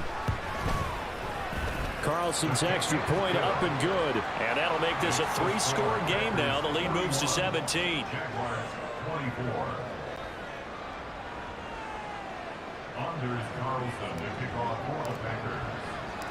So now Carlson, after the touchdown, called on to send this one away. No run back here, down to a knee, and this drive will start at the 25. Jacksonville set to go again offensively. This drive here beginning probably with a pair of motivated groups. Remember, the offense scored a touchdown on their last time out. Looking to repeat that in Charles's defense. They were very frustrated after giving up 6 the last time on the field. And frankly, it's just a battle of wills in a lot of ways because you know they're both motivated. They both game plan for this drive, and they both have specific outcomes in mind. To me, it just comes down to who can execute better and which side can step up and assert its will over the other. Lawrence. That's complete to Travis Etienne out of the backfield. And he's able to get out to the 32, brought down there. Looking to speed things up here, going with some tempo. Lawrence on 3rd down. Oh, you saw that one coming. It's intercepted. Thrown back across his body. Picked off by Avonte Maddox. This spot in the 4th quarter with that deficit, had to throw the football. Unfortunately, there's the risk of big turnover. And you know you're going to be throwing against nickel, dime, all sorts of exotic defenses, but you have to do it anyway. Ordinarily, you might want to run the football a little bit, try and get them out of it. But as you noted, this time of the game, this point on the clock, had to throw it. Down at the 30. Brandon, I've got to think this offensive line has got some smiles on its faces. And I know it sounds crazy, but they practiced for this back in training camp. They knew they'd be in situations where there'd be extra defenders in the box coming after them, trying to keep them from locking down a game. Right now, they want to show the world they're up to the challenge. So it's Packer football here as we welcome you back. And you'd have to figure they're just looking to burn these final 2 minutes away and get out of here with a victory. 2nd and 7.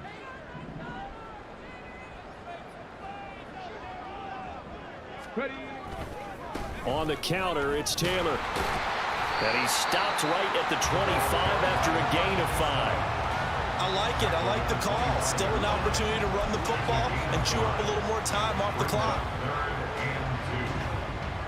And the Jags with 5 in the secondary now on 3rd down.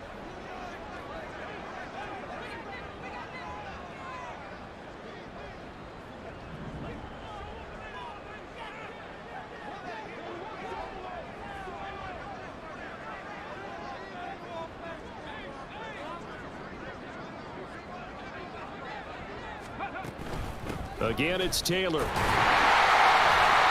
And he will have the first down at about the 21-yard line. It's a gain of 4 there, and it gives him a new set of downs. I have to chuckle to myself a little bit, Brandon, because right now I could be in that huddle with that offensive line. I know exactly what they're saying. If you call a pass play here, we're going to call timeout. Run the football. We've got control of this thing. Get him behind us and let's go. Their time to shine. He'll work his way up the middle for a gain of about 4, second down. Not a run that you're going to write home about, but still a good first down run. That's what an offense calls staying on schedule. 3 to 4 yards on first down, you're set up very well for the rest of the drive.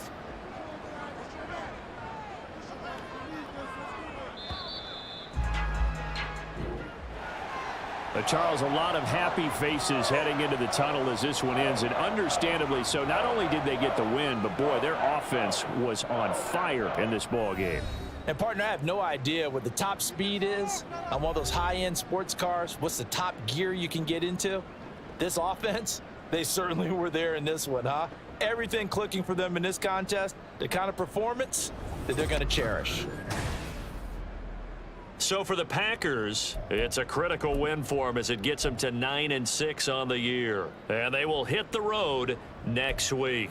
Meanwhile, for the Jaguars, this was basically just an exhibition game for them as they'd already clinched home field advantage. And they'll get a chance to redeem themselves at home next week. So for our entire crew, alongside Charles Davis, I'm Brandon Gaudin. Thanks for watching, everybody. We'll see you next time.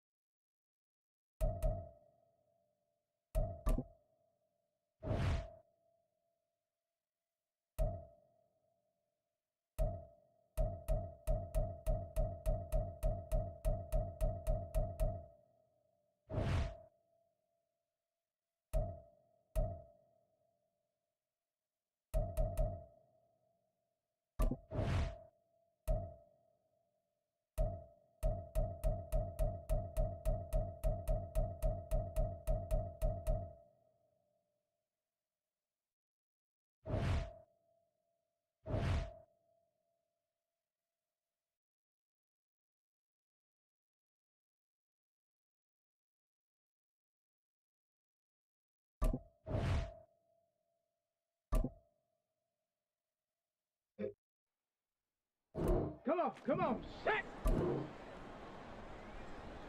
Ready?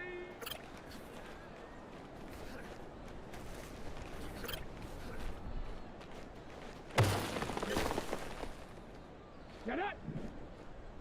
Ready, right?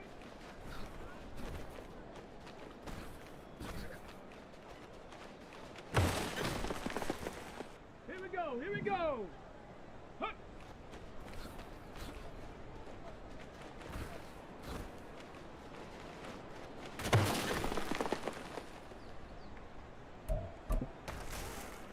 Ready up!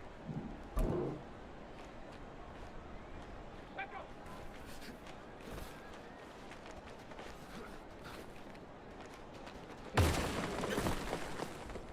Ready!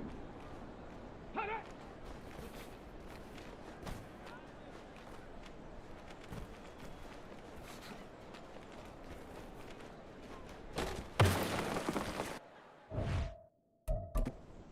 Set!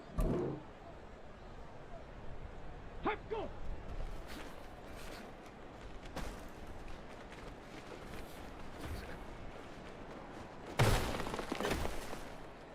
On the go! Hop!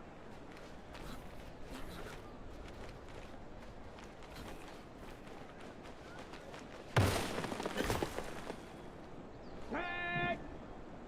Let go!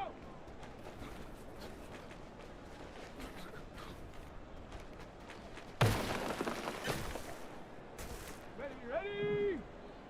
Go!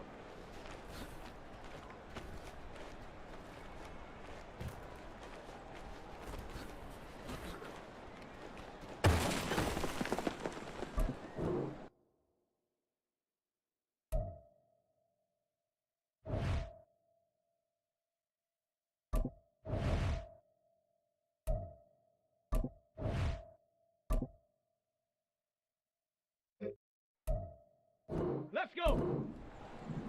Ready?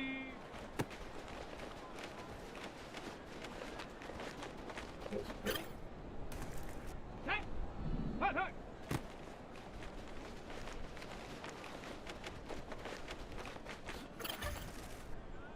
Set! Ready?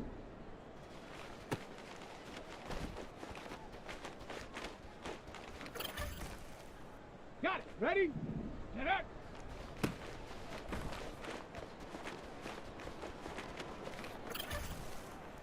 Ready? Ready?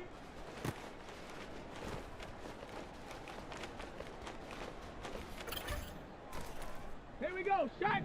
Ready, ready?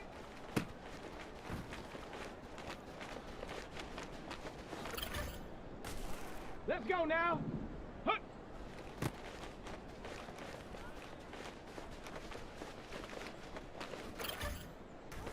Come on. Set. Set, go.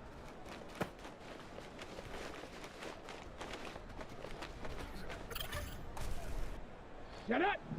Go.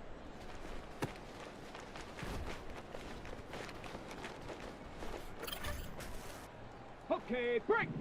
Ready.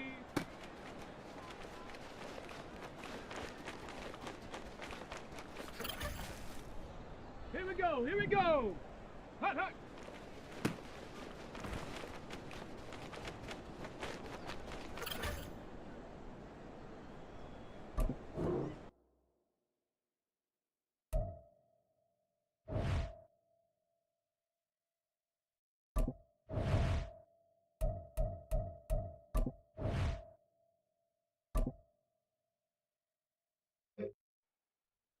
Ready? Get up.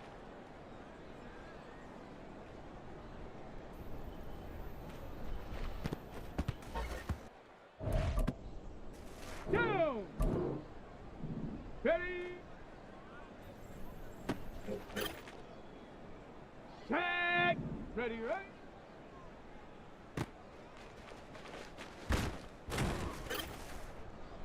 Ready, ready. Hut. Ready, ready. Set, go.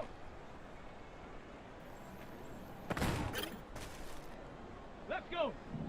Go. Set. Ready.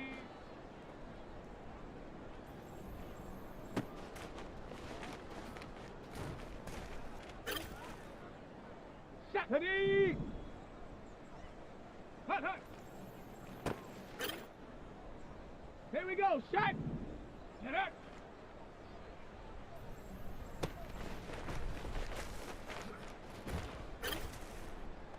Let's go now. Ready? Come on. Set. Ready, ready?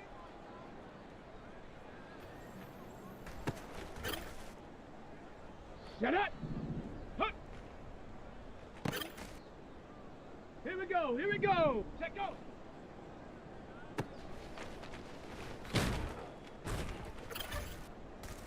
Ready? Go.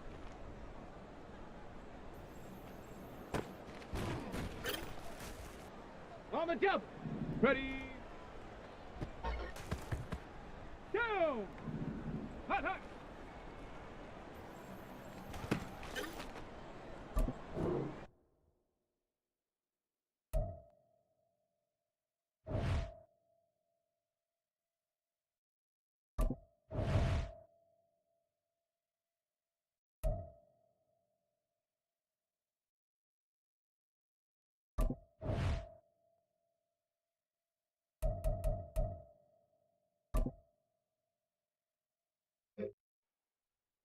Ready, break! Set up!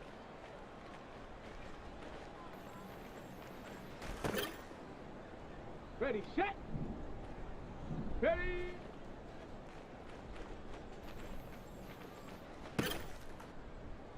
Set! Ready, ready?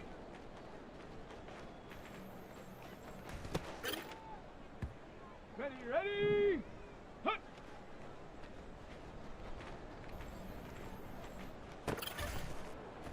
Okay, ready, set, go!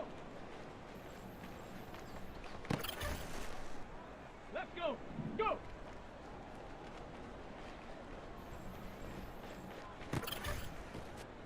Set! Ready!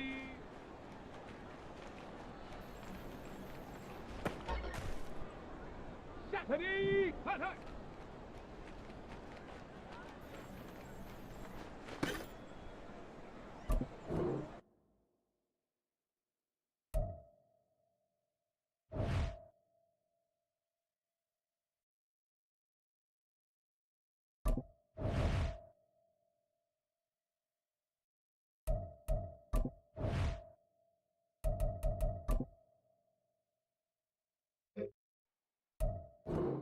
go. Set.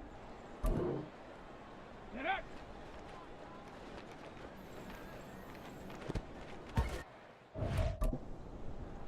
Ready. Ready.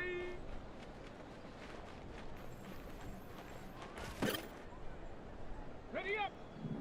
Ready, ready.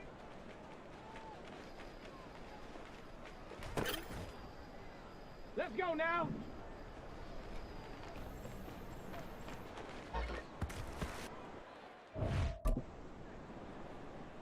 Come on, set, hut.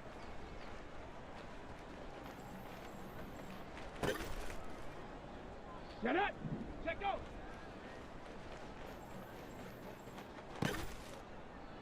Here we go, here we go.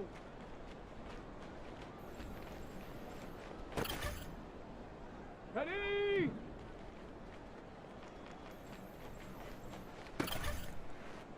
Down.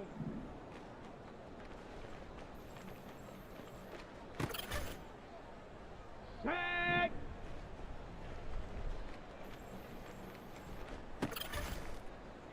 Ready, ready, go.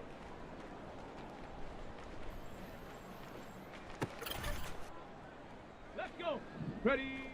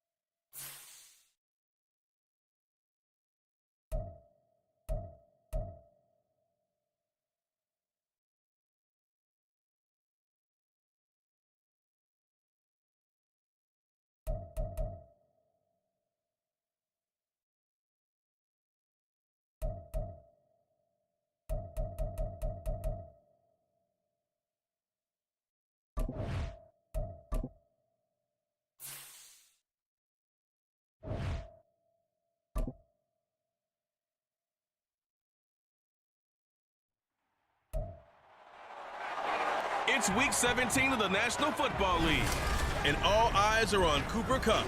No one's been busier this season as he currently paces the NFL in receptions. It's the Rams and the Packers, and it's all up next.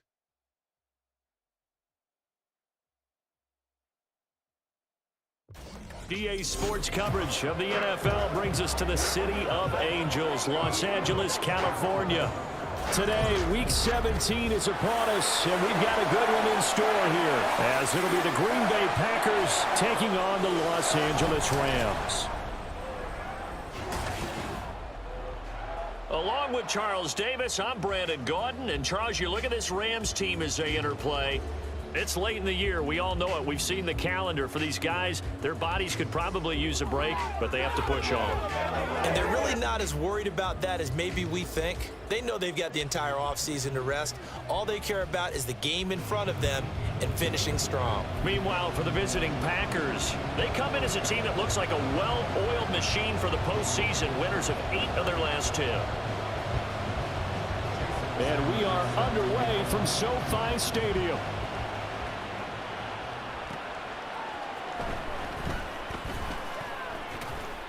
And he'll take it up past the 25 to the 26-yard line. So here comes the Packers offense now onto the field. And they will be led out by their rookie quarterback. His game last week reminded me of the old song, accentuate the positive. Because that's about all he did, right? Yeah. 3 touchdown passes, over 300 yards in the air. Receivers happy.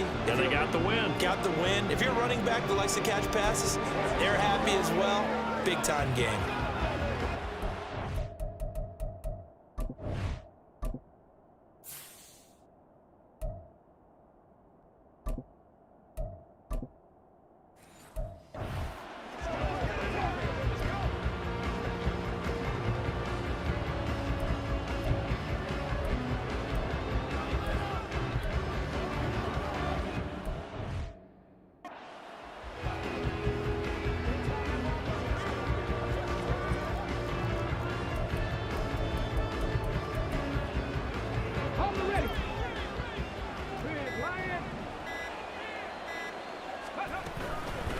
The drive starts with a carry by Dillon. Trying to keep those big legs churning, but he's going to go down in the backfield. It'll go as a loss of a yard on the game's first play. Second down. You talk about this Rams defense. And this unit, very tough to throw against. Currently second best in the NFL. Yeah, this has been a good defense, but they're going to have to really prove it in this one because guess what? They're facing the #1 passing offense in the NFL. It's definitely a prove-it day for them. After the loss to start out, here's 2nd and 11.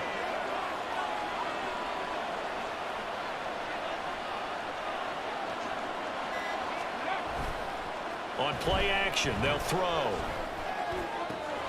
Pass caught. It's Romeo Doubs.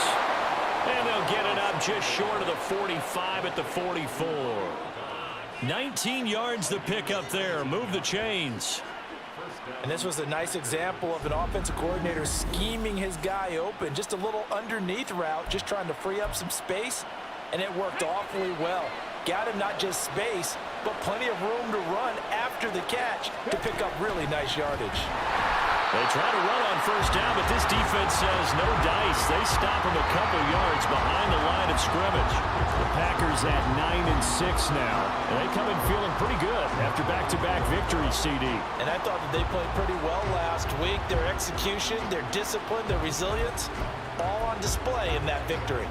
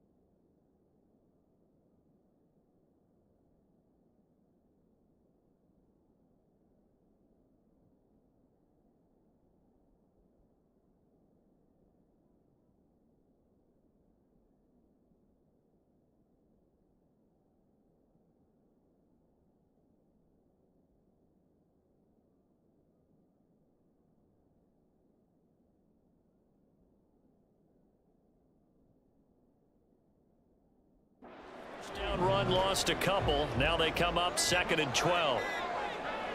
They just do get the playoff as he'll look to throw. Completed out left to Dobbs. It'll be a gain of just a yard. Brings up 3rd.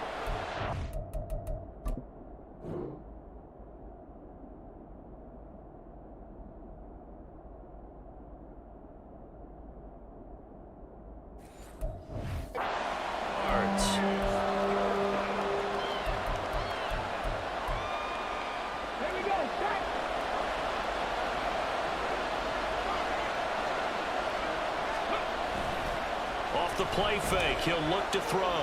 He's going to launch this deep for Watson. And it's knocked away and incomplete. And that might have been a situation where even though you don't hit on the deep throw, you at least put in the defender's minds early in the game that we're going to press the ball deep against your secondary. And that can have a ripple effect on how they function throughout.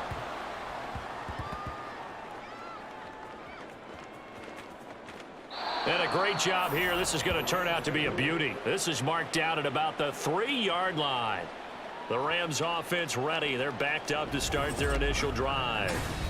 They'll be led out by a former Pro Bowl quarterback out of the University of Georgia, Matthew Stafford. So this is what we find out about the game plan and the trust factor, don't we? In this situation, the natural thing is take care of the ball, run it inside. Everyone cover it. Just, get yourself some room and let your punter punt it out of there. But when you really got a QB you can trust, you might want to take a little shot early and try and create some space. On first down, they'll start out with Akers. Fights off the defender. And he gets this up just shy of the 15. Trying to escape the shadow of their goalpost. That helped. 10 yards. First down. I guess it's good we can't really read the mind of the defensive coordinator now, huh? Had him pinned back there deep. Give up that run. Can't be happy. Yeah, whatever is in his mind right now, we probably couldn't say over the air. Stafford's throw here hauled in by Cup. The numbers a week ago for Cup, 9 catches, 103 in the yardage department. 3rd in the league in receiving yards, and that's a strong number. That means he's being consistent each and every time out. So from the 22, here's 2nd and 2.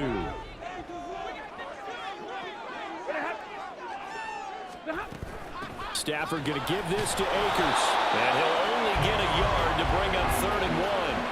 And, Charles, you look at this defense, they were a very loose group coming into the week, knowing they kind of had the upper hand going into this one, taking on a team that hasn't won in a month and a half. And that works well for you if you establish your dominance early in the game against a team that's struggling.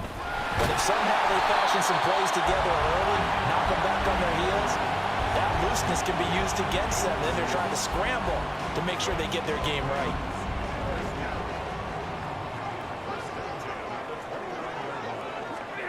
Stafford on first down. And his throw here's incomplete. Hey, look at this Packers defense. Into this game, they're ranked number 22 in the NFL against the pass, Charles. Defending the pass has not been one of their strong suits throughout the season, but they have any hopes of making waves in January, they've got to improve in this area. 2nd and 10, Stafford again. And the Packers give him nowhere to go, and they bring him down. It'll go in the books as a 7-yard loss on the sack, and it's 3rd down. Now, how about that? Defensive coordinator perfectly in sync, dials up a blitz, and the man in the middle, he's the one who gets home. Big Mike. Big Mike. Now on 3rd and long, they'll look to throw. And this is going to be incomplete. I think we'll see more of them trying to get him the football out of the backfield. They love what he can do in open space, and they believe that he creates mismatches they can exploit. On 4th down, Matt Araiza sent on to punt. And just a single punt for him in the loss last week as he sends this one away. And here's Taylor on the return. So a change of possession here on the punt. And out will come the offense as they take over. The Green Bay offense ready to take over. Well, as we know, they have already clinched the NFC North, a wild card game waiting for them to open the postseason, and they have earned the right to host at Charles in front of the home crowd. And this is a division with a lot of history and legacy. And if you're a team to take the crown out of this group, you've already proven you're one of the names to watch in the NFC playoffs. I think they'll be an incredibly tough out in the postseason. Well, that's not one you see very often on Aaron Donald, because we know he's not trying to do anything intentional, but that time, just a little too late for the officials' liking. From the gun, it's Taylor. He's tackled a yard short of the marker. Good gain of 9 on first down. You often say that sort of opens the playbook now, 2nd and short. What do you think, early shot here? I like where you're going. Obviously, we've been together for a while, because you know me. I want to take that shot early and loosen things up. On 2nd down, Dillon. And he'll get it down on the play to the 37. 6 yards the pickup, and that's a first down. 2nd and 1, and people want to run the football. This is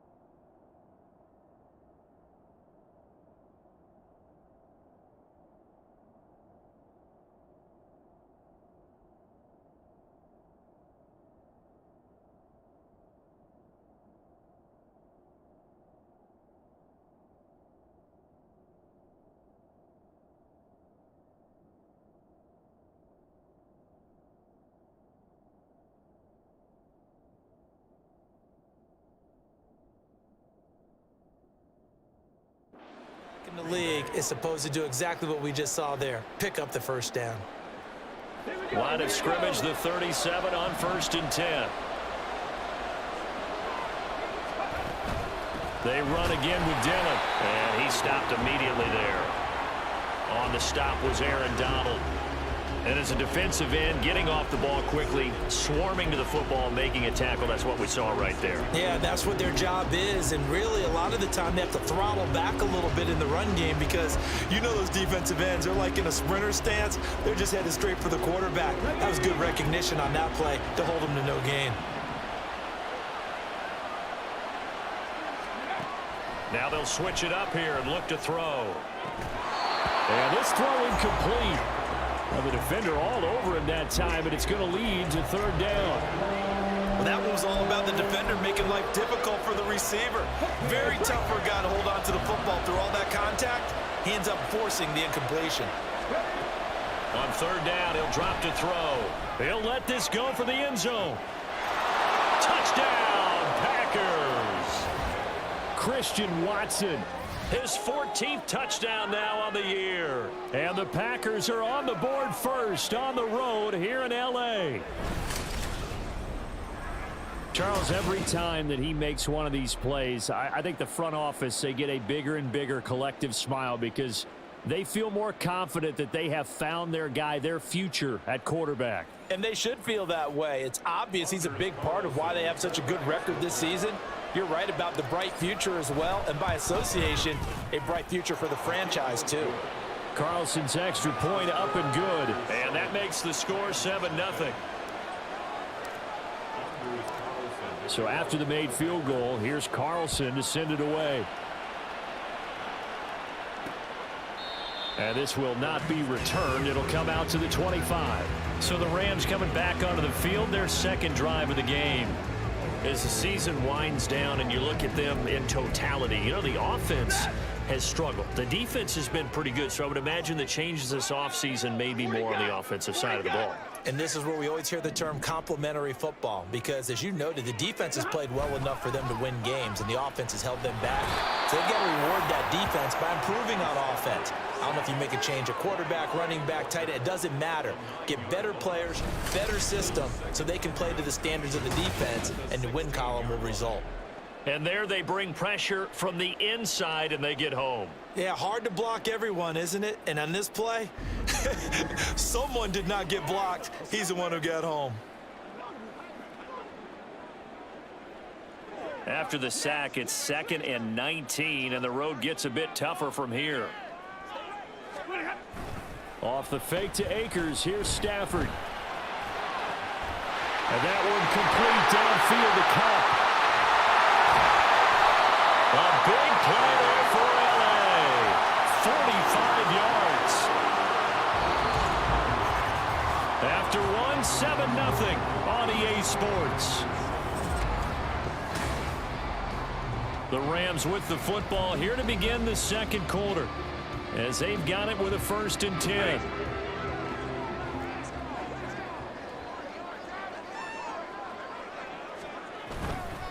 On the counter, this is Akers. And he is met in his tracks behind the line of scrimmage. What a difference a play makes. A huge step forward and now a small step back as he loses a yard or two. Plays like we just saw there. That's why they're up right now. And the defense, they're doing their job. Yeah, it starts with the guys up front. So when you talk with GMs who are putting together a team, a lot of them say we're going to build from the inside out, because if you control the line of scrimmage, you control the rest of the ball game, and that's what we're seeing here. They're actually playing in the offense's backfield, not necessarily just playing at the line of scrimmage. The second down play, not much better than the first, just a gain of 1 there. Well, he hasn't made much of an impact in the running game thus far, and after that last run, not much is going to change in that area. He hasn't been able to get anything going, and really the offensive line not helping him much. Backed up here, tough spot, needing 11 yards to pick up the first. Throwing on 3rd down, Stafford. That's into the hands of Akers, complete. And he'll be brought down at the 34, well short of the 1st down marker. 5 yards, not enough, and it'll be 4th down. And that's a play that's not uncommon on 3rd and long, because the offense is just hoping that somehow they can get a guy in space and follow some blockers downfield.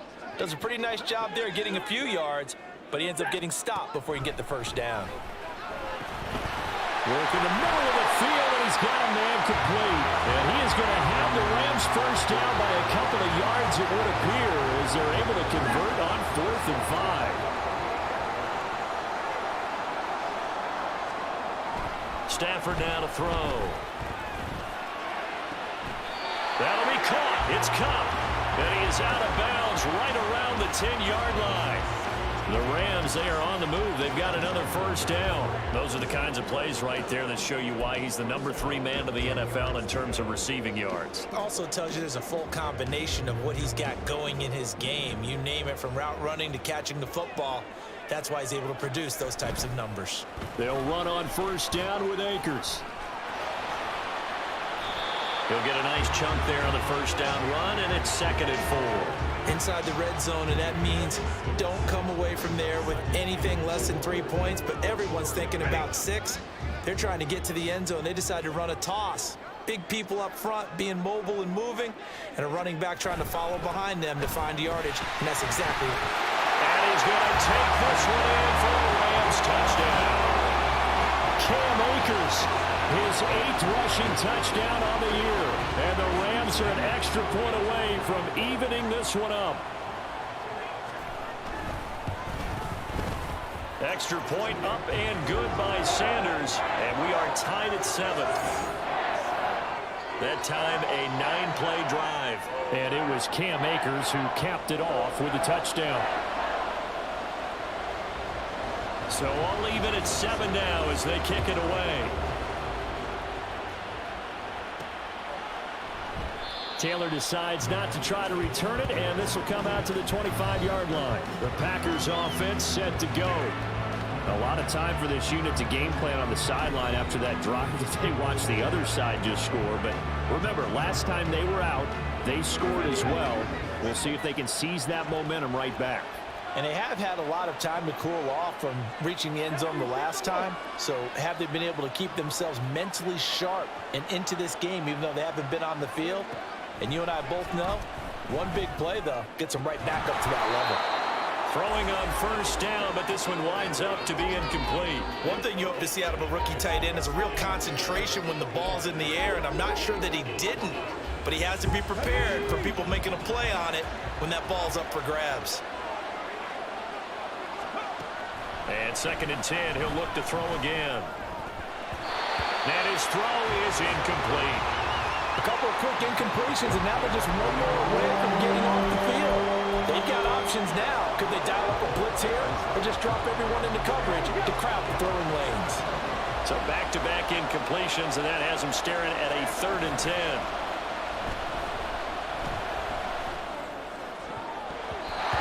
Now yet another incompletion here as they fail to connect on 3rd. This defense has certainly played well so far in this game, and the coverage has been tight on just about every throw. Forced a few here so far in this game, and now it brings up 4th down. Taking it about the 36. They'll score that a 36-yard punt, and the Rams will go on offense here with a 1st and 10. And we're going to look at Cooper Kupp as the Rams offense gets ready to take over possession. As we find ourselves in Week 17, he's already well over the 1,000-yard mark. So there's no pressure there. We'll just see where this final tally ends. And I love what you just talked about there. There's no pressure. There's pride, right? So the higher he can take that number and rank with his peers, everyone wants to be number 1. He wants to post that number like a good golfer, right? Post the best score and go to the clubhouse and kick back and see if anyone can match it. Well, and he's the go-to guy here out wide. We'll see what they can do with him in this game defensively. They have a big challenge on their hands. 2nd catch for him today, and it'll wind up a 1st down.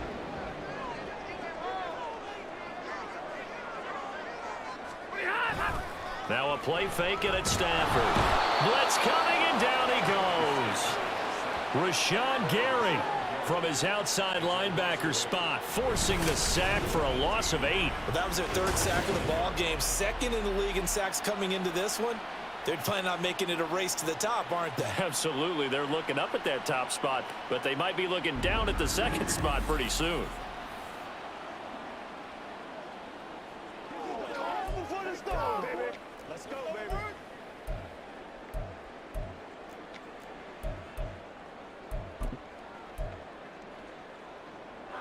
Sacks, a growing theme in this first half. This is 2nd and long. Here's Stafford. He finds his man, complete. That's Bailey. Call it a gain of a yard, and they're going to be staring at a 3rd and long here.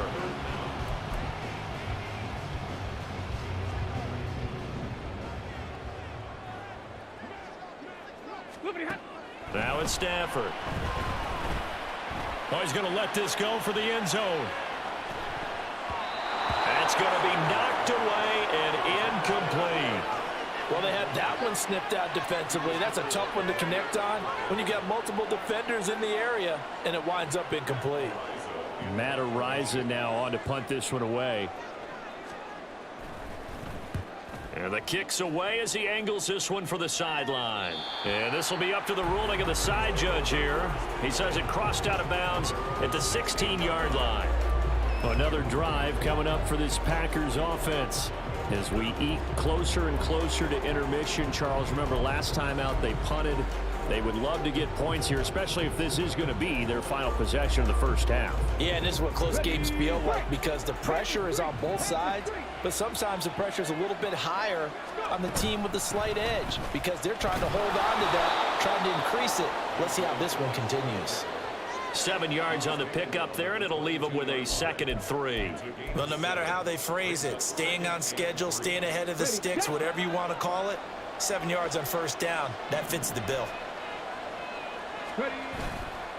The play action fake. They'll look to throw. He's got the hook up with Dobbs. And they get him down, but not before he takes it across the 40-yard line. 19 yards there on the catch and run. I think that's a big pickup for a first down because when you run a drag route against zone, you're sometimes asking for trouble because you might run into a defender. Yeah, well, there they ran into a first down. Executed it to perfection.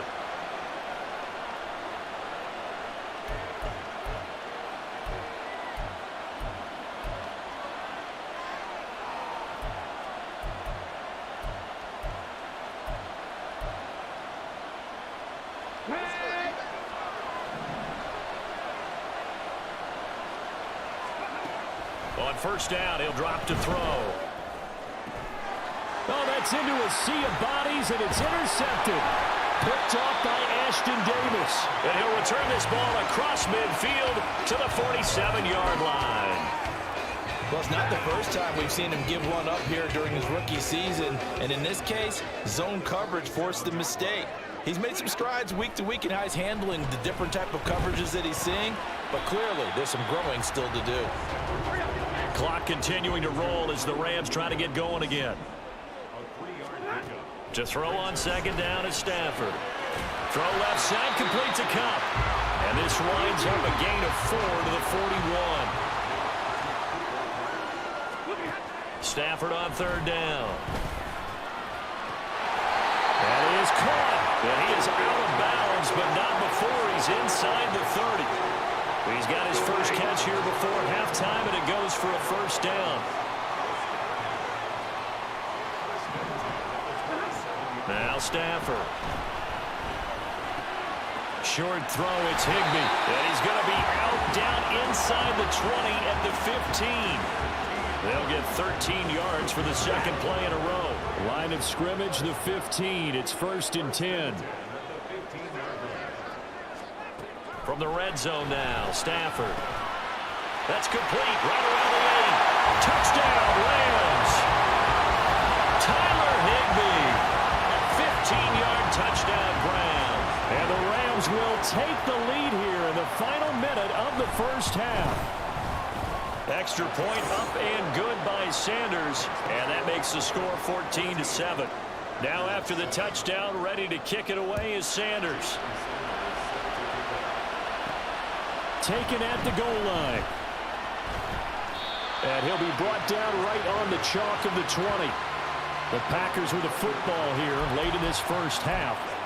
And with just under a minute to go, they might try to think about mounting a drive here if they can and get in the end zone. Could potentially tie this game up. He's going to launch this deep for Watson. And that is incomplete. Took a shot there on first down, but he couldn't reel it in. Well, partner, they're not content to run this one out as we head towards the half, trying to hit a big chunk play right there and add to their score. And this is a confident group. At the very least, they're thinking field goal. Yeah, and I don't blame them one bit. I don't think you sit on the ball going into the half when you have a chance to put some more points on the board. After the incompletion, here's 2nd and 10 from the 20. They'll drop to throw. He's going to launch this deep for Watson. And that's going to be incomplete. Good effort there, trying to take a shot, but it's third down. And they're not going to go quietly into this halftime break. They know they're in for a fight, so they're trying to make every possession count. They took the big shot there, but it winds up incomplete. On play action, they'll throw. He's got his target. That's complete. And they work this well upfield across the 45. The Packers going to use one of their timeouts as the clock will stop with 37 seconds to play in this first half.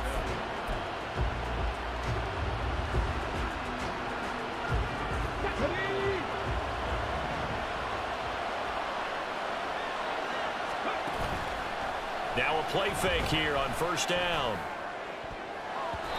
And his throw is going to be incomplete. Certainly looked like someone was very confident in his ability to fit that one in. I would say he was overconfident because there wasn't a whole lot of separation there. Had that one covered pretty well downfield and knocked it away.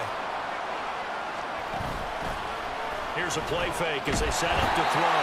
And the Rams got it. They bring it down. Now the Packers going to go ahead and use the second of their timeouts. So that means they're down to one remaining here as we head toward halftime.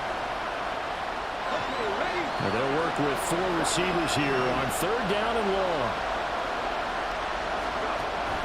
They'll set up to throw. He's going to launch this deep for Watson. And unable to connect. Incomplete. Well, give them credit. They took their shot, but it's going to bring up 4th down. A very limited time left to get into field goal range before the half, and they tried to get it all on one throw right there. And how about this? 4th and long, and they're going to go for it. They're indeed going for it as they look to throw. Nowhere to go here. He lost the football. And now the Rams have got it. Going, and they are going to score on the fumble return. Touchdown, LA. And give some kudos to the defensive coordinator, I think, here. They bring the blitz, they dial it up, and it turns into 6 points for them. It's so nice to hear you actually give kudos to the defense. It is so nice. You're such an offensive guy like that. I love it. He dialed things up, and boy, a big play resulted for his guys. Well, you like the credit to the defense there, right, my friend? Yeah, do I ever? Sanders now to add the extra point.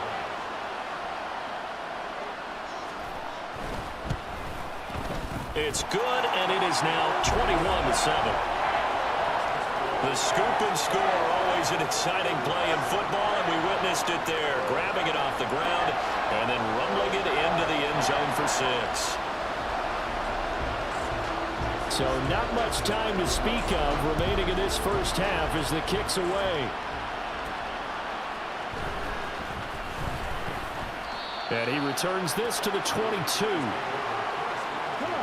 The Packer offense ready to get their next drive underway. And with 10 seconds left, not really enough time to put something together. And he's going to lose yardage, not that it matters, as the final seconds tick away. It's a loss of 4 there, bringing up 2nd down. Well, we're in the latter stages of this season. Everybody's getting antsy, so antsy that we're going to skip the halftime and get ready for the 3rd quarter.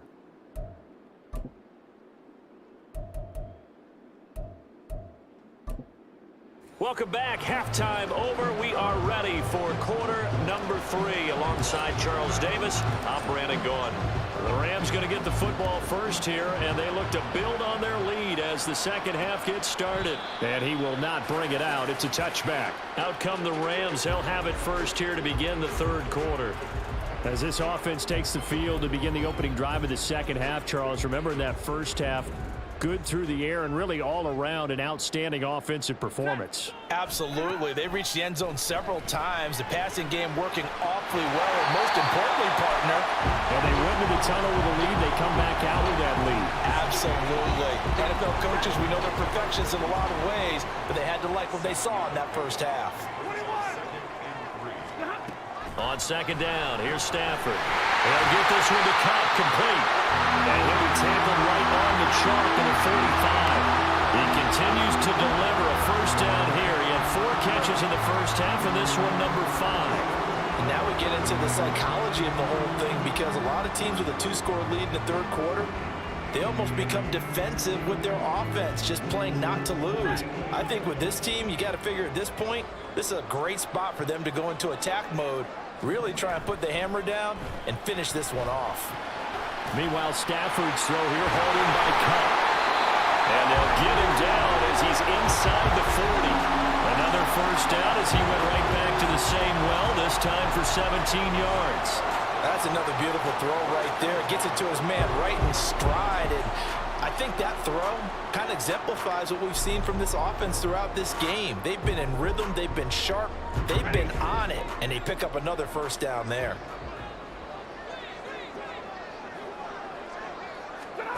Stafford on first down. Throw left side, taken in by Jefferson. And he works it past the 30, almost to the 25.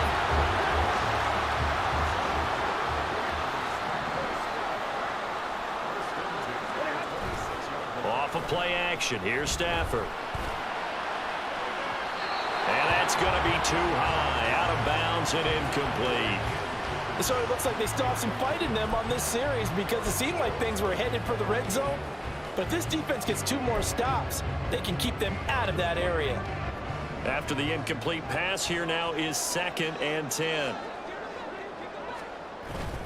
They'll fake it. Now Stafford. Trying to find Cup, but it's intercepted. Picked off by Jair Alexander.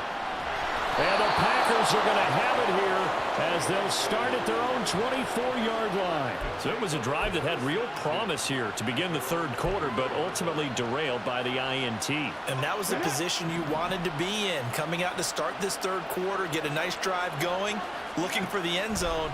Possibly got a little bit too greedy right there. And now a throw on first down there, but it's incomplete. I'm sure it was a tough halftime trying to figure out some strategy to get things going, trailing by a lot when they went into the locker room. He's just trying every avenue to spark his team here to begin the third quarter. Not a lot going on that play, though.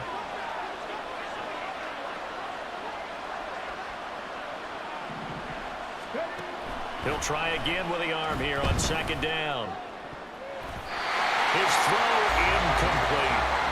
You get the sense that they're saying we're not playing up to what we're capable of, and we're deep enough into the game that the early jitters are long gone, that they should now have some sense of continuity and be able to make some of these plays that they have not been doing so far. This offense in desperate need of a conversion as they come up on third down. Now a shotgun snap as they'll look to throw. Able to find the open man. That's complete. And he'll be taken down, but not before they work it across midfield. That gain on third down, good for 28. So from Rams territory now, it's 1st and 10 at the 48-yard line. Up the middle they run. Here's Dillon. And trying to push forward, but he is going to be stuffed up in the...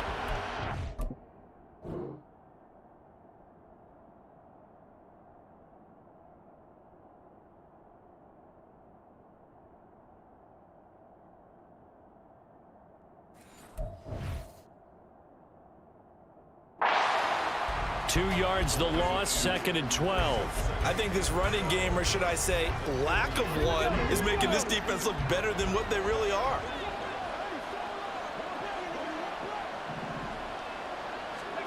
From the midfield stripe, they'll look to throw. And the Rams got him.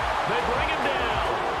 Aaron Donald in there for the sack, and he's closing in on the all-time record. That's number 19 on the year. But you do need to know as a young quarterback that if you're going to spread the field, the ball's got to come out quick, and you have to know where to go with the football, really in pre-snap. Identify where you want to go and get rid of it.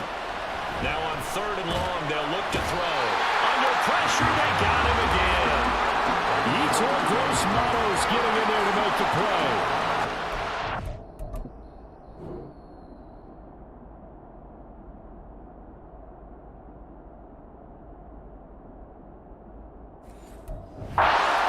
Real quick, he had the touchdown earlier, and now he comes up with the sack here. No doubt about it, he's having himself a game. Oh, it's a wobbler here. And they won't get a chance to bring this one back. It goes out of bounds, back near their own 20. Get a look at this offense led by Cooper Kupp as they make their way back onto the field. And I know that they've double-teamed him a couple times, but not a ton. Whatever they're doing isn't working. He's up over 100 yards. We'll see how they adjust. And when they do that, they weaken their defense in other places as well. And how many times have we done games where we've seen a guy have a big game like this, but it's usually not by himself, is it? Usually it opens it up for other people to have big games as well. I see the surprise in your face there, partner. That is a rare incompletion from him. He's been on point this entire game. He has percentage completion-wise way up. Not that time. 2nd and 10, Stafford again. Now a quick throw there, but it's going to be incomplete. This defense has passed its first 2 tests by forcing back-to-back incompletions. They know there's probably another throw coming on 3rd down.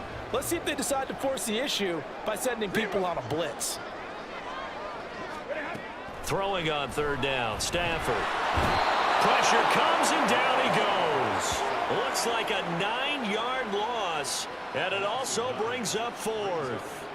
Here comes the Rams punter now as the drive goes backwards, so he's on to punt it away.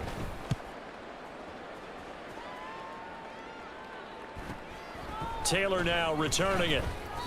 A 41-yard punt, 9 on the return, and it'll be Packer football here. 1st down and 10. The Green Bay offense now about ready to take possession here. Defense got the better of them last series, forcing a punt. See if they make a few changes in the game plan here and try to get points out of this drive. 1st and 10. And they're going to get him behind the line yet again as his nightmare afternoon continues. I know they'd love to take some heat off of that young quarterback, but so far, not much in the running game, and this won't help things either. A loss on that play. The play action fake. They'll look to throw. That one caught downfield by Watson. And he takes this just a few yards shy of the red zone before going out. A gain there of 30 big ones. So the big play gets him all the way down to the outskirts of the red zone here for 1st and 10. Off the play fake, he'll look to throw.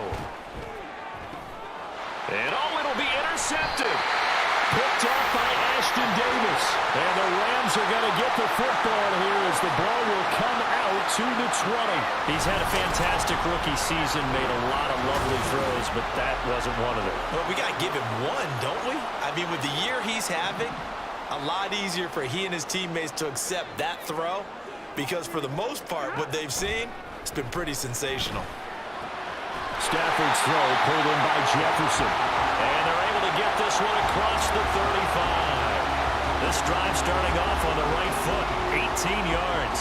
I'll tell you what, a lot of those mid-range throws have been available because sometimes teams get too concerned about the deep ball and they leave too much space in front of them, and these guys have been taking advantage so far. Meanwhile, Stafford's throw, it's complete into the hands of Higbee. And able to break one tackle, but then quickly brought down. But a nice little gain. So the completion good for 7 there. And that will bring up 2nd down. Here's Stafford. That'll be caught by Cup. And this is going to result in another 1st down as the tackle's made at the Packers' 45-yard line. A nice pick up there, 10 yards, and it'll move the sticks. A give up the middle to Akers. He takes this for about 6 down inside the 40.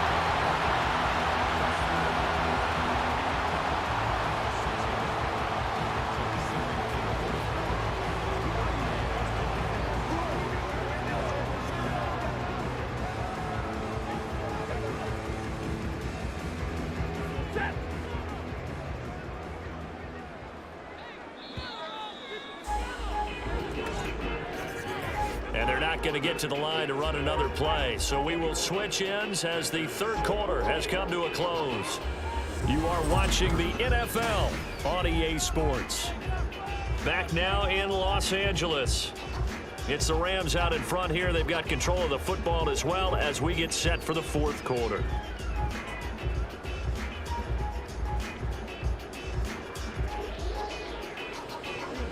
This 2nd and 4.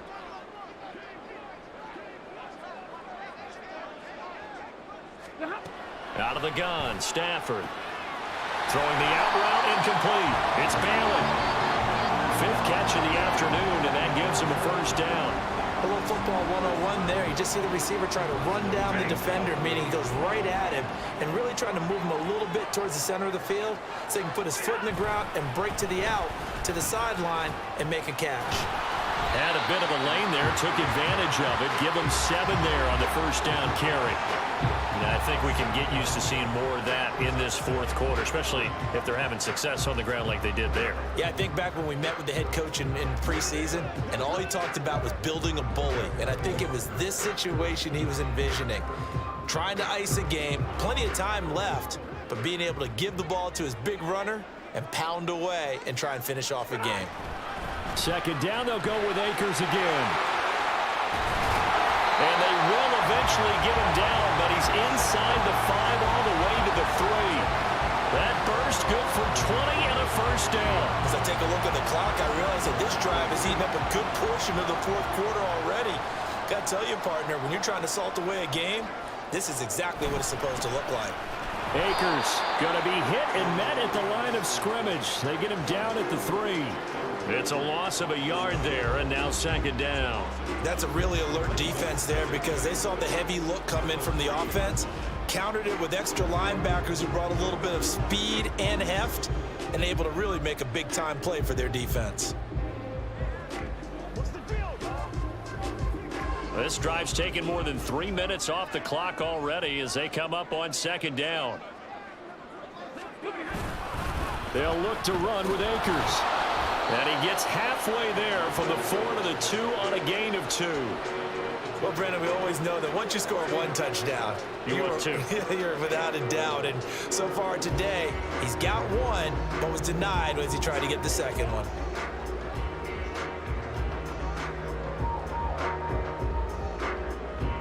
A lot of tired bodies on that field, but this is a big play, 3rd and goal. Back to throw, Stafford. And they're going to get to him, a sack. Sack back at the 9-yard line. Quay Walker able to get in there for his 2nd sack of the afternoon.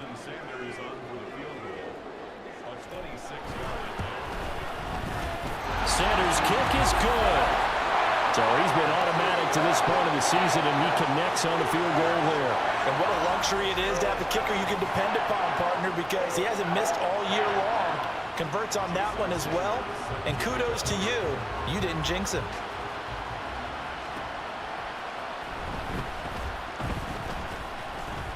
And makes it across the 20 as his guys will set up shop at the 23-yard line. The Packers offense now, they get ready to head back on the field. Their mini 2-game win streak appears it might be going by the wayside unless they can pull a rabbit out of their hat. And he tries to power forward, but he will not get back to the line of scrimmage.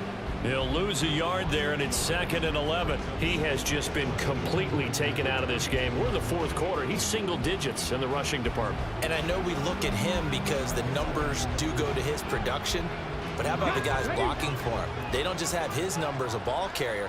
They've got the number of the offensive line and the other guys because they're getting to him before he can get started. He's going to launch this deep for Watson. It's caught inside the 25. It's a big play there for Green Bay. 57 yards. To get back in this ball game, big plays are going to be necessary. And here's one right on cue. Coming up with 3 scores here in the 4th is not going to be an easy task. But that's good work there to bite off a chunk of yards. Now a throw to the end zone on 1st down, but it winds up incomplete. They lead big, and a major part of that has been how they've taken their play to a whole new level this 2nd half. No points allowed since the break, and you can add another incompletion to the total number that they forced in this runaway contest. Another throw on 2nd down, and this one incomplete as well. Looking for Christian Watson that time, but now it's 3rd down.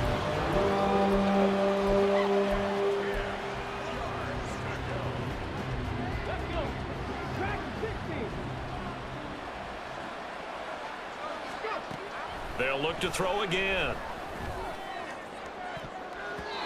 And he knocks the ball away, and it falls incomplete.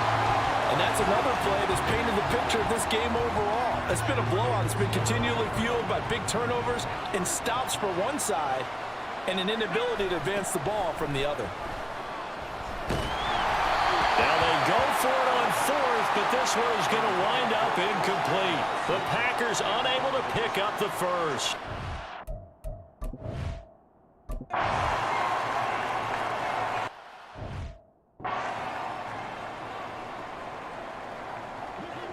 Check it. Ready. a carry by Taylor to start the drive. And he'll maneuver his way forward for about 4. 2nd and 6. The defense thought they had that play covered, but it still got driven backward by those blockers. Those types of plays are a key part of any team's offensive game plan. It all starts up front in the trenches. And he's going to be intercepted. 3rd time thus far. So the ball changing hands on the